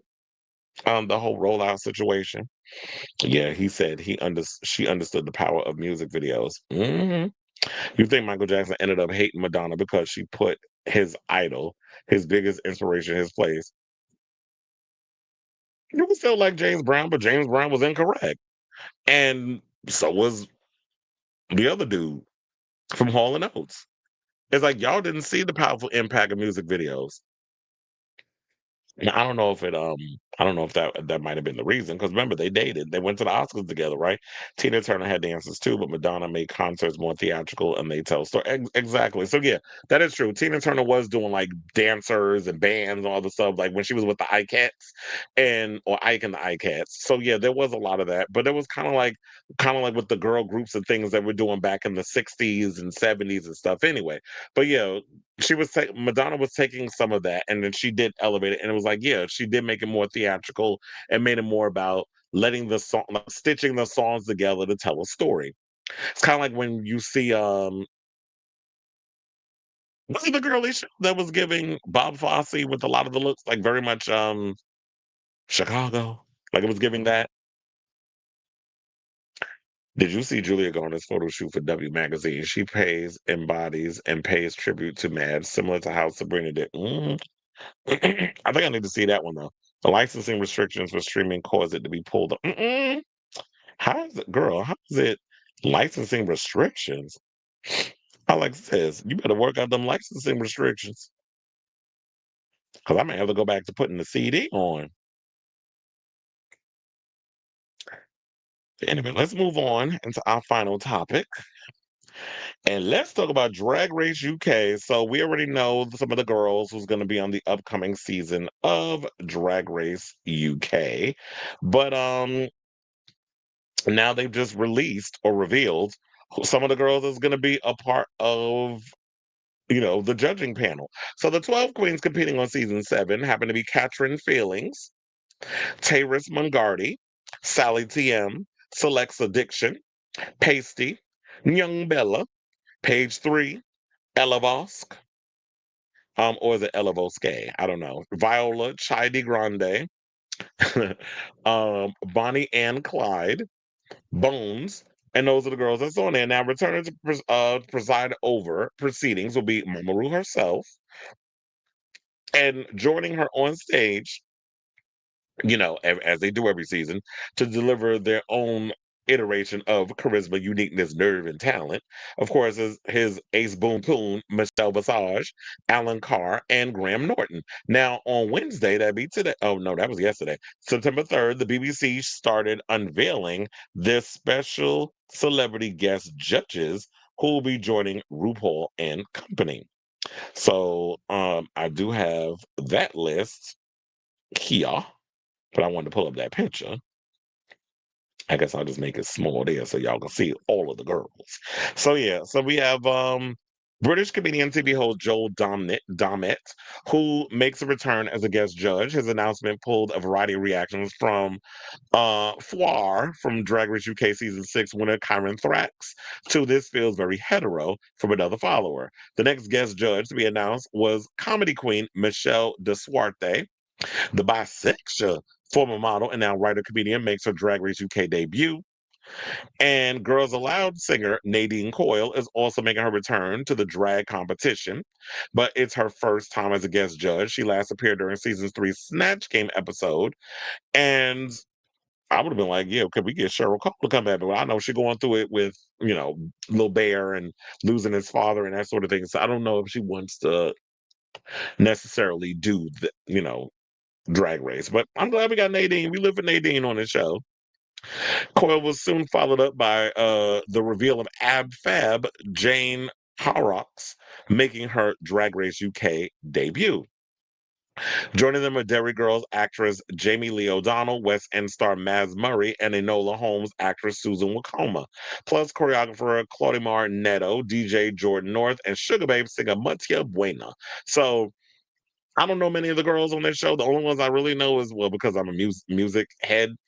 I know Nadine because the Girls Aloud, and I know Matia because she did, from Sugar Babes. Which that push the button song. That song is still iconic. So yeah, the initial teaser for season 7 was released in August. This was then followed by the cast announcement. A former season 7 premiere, a formal season 7 premiere that has yet to be announced. Past seasons have typically begun airing in September, streaming weekly until late November. So the wait could be nearly over. And Drag Race UK, if you care, is currently streaming on BBC iPlayer as well as Wow Presents Plus. So yeah, so once again, actor and star of Derry Girl, Jamie Lee O'Donnell, actor and AbFab legend Jane Horrocks, TV presenter and comedian Joel Dommett, singer, actor, and West End maestro Maz Murray, actor and comedian Michelle DeSuarte, singer, songwriter, and sugar babe Matia Buena, singer and Girls Aloud icon Nadine Coyle, comedian, actor, and writer Sophie Willon, actor and star of Chewing Gum Susan Wokoma are all your guest judges. So yeah, those are the people that's gonna be on Drag Race UK. And I said, I'm not really familiar with a lot of these people, but I do know, as I said, Nadine, I know Matia, and um I'm sure everybody else on the show, look, I'm sure they're way more, obviously, they're way more prominent in the UK and everybody knows them. Just kind of like how we get in America. We have our certain guest judges that come on in. Everybody's like, oh, I know some of them girls. And then you get the shady ones over there at Roscoe's. They be like, did y'all know who so and so was? I'm like, maybe you need to versify your portfolio with some of the celebrities that pop up on there. But for the most part, I do be knowing, some of them do be mid. I do be knowing some of the most of the judges that be coming on the regular season of Drag Race. So I'm sure within a week or two's time, we will be seeing the upcoming season of Drag Race UK, which out of many of the spinoffs, that is like one of my favorites. Don't throw tomatoes at me, but I still haven't gotten around to watching Slays Royale. I do need to watch France, even though I already know that season's over. So yeah, I'm a little behind on my Drag Race, and I got to catch up. So I say all this to say, what do you guys think of this story? Are you excited for these new lists of judges? Are you also excited for this upcoming season of Drag Race UK? Whatever your thoughts are, let me know in the comments down below.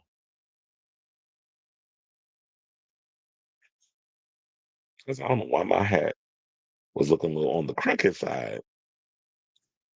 But yeah, so you said I don't know any of these people. I do know Sugar Bass Push the Buttons. Yeah, I know that song. Matia, isn't that the hold on, isn't it the dark skin one? Oh no, she's the light skin one with the red hair, I think. And had like the cheek piercings.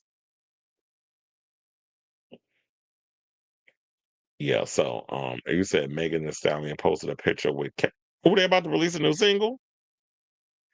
Hold on, let me look that up. I hope they're working on something because I know Megan Thee Stallion has K-popped out right now, and it was nice to see. She was with Atiz, and it's funny how the Colman Domingo Paris Jackson story popped up. Wait, who am I looking for? Oh, Megan the Stallion, KE $ ha. Ew.